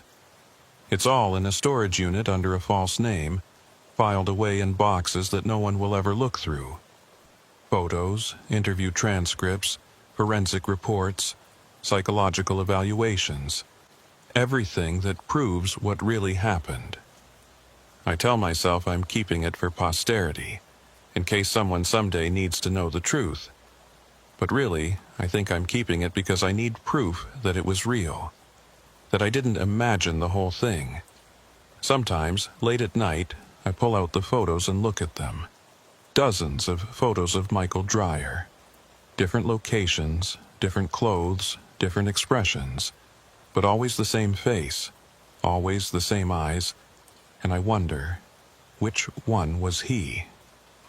Which one was the real Michael Dreyer? I've had dreams about him, all of them. All 32 versions, standing in a room together, looking at me. And in the dreams, I ask them which one is real. They all answer at the same time. We all are, and none of us are. I wake up from those dreams feeling unsettled, feeling like I've missed something important, some crucial detail that would make sense of everything. But I can never figure out what it is. 6 months ago, I got a call from a detective in Seattle. They'd found a body in a hotel room, apparent suicide. The victim's ID said his name was Michael Dreyer. Fingerprints matched our database. "I thought this guy died last year," the detective said. "In Chicago, in federal custody." "He did," I said. "Then who's this?" "I don't know. I flew to Seattle and examined the body myself. It was him. Same face, same scar, same fingerprints. Another Michael Dreyer, appearing after the last one had died. Impossibly, inexplicably. I didn't file a report on that one either. I just had the body cremated quietly, the ashes scattered, the case closed as suicide. Because I knew if I reported it, if I opened up that door again, we'd be right back where we started. Chasing versions of a man who shouldn't exist, trying to make sense of something that has no sense to be made. And because I'm afraid. Afraid that he's still out there. That Michael Dreyer is still splitting, still multiplying, still existing in forms we can't track or understand. Afraid that we didn't solve the case at all. We just postponed it. I think about the drug trial sometimes, about Nexus Labs. We tried to find them, to track down whoever was responsible, but it was like chasing ghosts. Every lead evaporated, every witness couldn't be found, every document had been destroyed. It was a perfect cover-up, executed with precision and resources that suggested involvement at the highest levels, which means they might still be out there, still running trials, still experimenting with consciousness, with identity, with the fundamental nature of self, still creating more people like Michael Dreyer, more splits, more collapses, more impossibilities, and if they are, then this could happen again, to someone else, to anyone. I've tried to warn people. I've written memos, sent emails to supervisors, requested investigations into pharmaceutical trials and biotech companies, but no one wants to hear it. The official position is that Michael Dreyer was a singular case, an anomaly, a glitch in the system that has been resolved. Case closed. Move on. So I move on. I work other cases, track other fugitives, serve other warrants. I do my job. But I'm always watching, always looking for signs that it's happening again. Multiple sightings of the same person in different places. Fingerprint matches that shouldn't exist. Deaths that multiply when there should only be one. And sometimes I see him, Michael Dreyer, walking down the street, sitting in a coffee shop, standing at a crosswalk. Just for a moment, just long enough for me to question what I saw. And then he's gone. I tell myself it's just my imagination, that I'm seeing his face in every stranger because I spent so long looking at his photos, interviewing his versions, trying to understand who he was. I tell myself it's a psychological phenomenon, a form of pareidolia where my brain is pattern matching and finding his features where they don't exist. But sometimes I'm not sure. Sometimes I wonder if there are more of him out there, more versions that we never found, more splits that happened after we stopped looking, more Michael Dryers living quiet lives, unaware that they're not singular, not unique, not real in the way they think they are. And I wonder, if it happened to him, could it happen to me? Could I wake up one day and discover there are other versions of me living separate lives? Could I split, fracture, multiply? Could I find myself face to face with another Robert Klein, both of us insisting we're the original? I don't know. And that's what terrifies me. Because the Michael Dreyer case taught me that reality is not as solid as we think, that identity is not as fixed as we believe, that the boundaries between self and other, between one and many, between existence and non-existence, those boundaries are thinner than we realize, and sometimes they break. I keep the photograph on my desk, the last photo taken of Michael Dreyer before he died. He's looking at the camera with tired eyes, and there's something in his expression that haunts me. It's not fear, exactly. It's more like resignation. Like he understood, at the end, that he was never going to figure out who he really was. That the question of identity, of self, of Which one am I? That question had no answer. Or maybe it had too many answers. 32 answers. And all of them true. And all of them false. Last week, I got another call. This time from Portland. Another body with Michael Dreyer's fingerprints. Another impossible death of a man who's already dead. I didn't fly out to examine it. I didn't file a report. I just made a note in my private files and moved on. Because I know now that this case will never end. Michael Dreyer will keep appearing, keep dying, keep splitting into new versions that shouldn't exist. Maybe it's a curse. Maybe it's the inevitable result of what was done to him in that drug trial. Maybe it's something else entirely, something we don't have words for yet. But I know this. Michael Dreyer is out there. Still running. Still hiding. Still being hunted by himself, or by others, or by the universe itself. Trying to collapse him back into coherence. And someday, one of those versions is going to walk into a federal building, approach a security desk and say, "My name is Michael Dreyer, and I'm turning myself in." And we'll start the whole thing over again. Because that's the nature of the case. It never ends. It just repeats, fractals, multiplies. One becomes many. Many become one. One becomes many again. Forever. I close my eyes, and I see all 32 versions of Michael Dreyer standing in a room, looking at me with the same tired eyes. And they all ask the same question at the same time. Which one of us is real? And I still don't have an answer. I don't think I ever will. The file stays open on my desk. Officially closed, officially resolved. But in my mind, in my dreams, in the quiet moments when I'm alone with my thoughts, it's still open, still unresolved, still haunting me with questions that have no answers. Michael Dreyer turned himself in, twice, and then 30 more times. And each time we thought we'd caught him. Each time we thought the case was closed. Each time we were wrong. Because you can't catch someone who's everywhere and nowhere. You can't arrest someone who's everyone and no one. You can't close a case that never started and never ends. Michael Dreyer is still out there. All of him. None of him. One of him. 32 of him. And he always will be. That's the truth. The real truth. The truth that will never make it into any official report. And that's the truth that keeps me awake at night.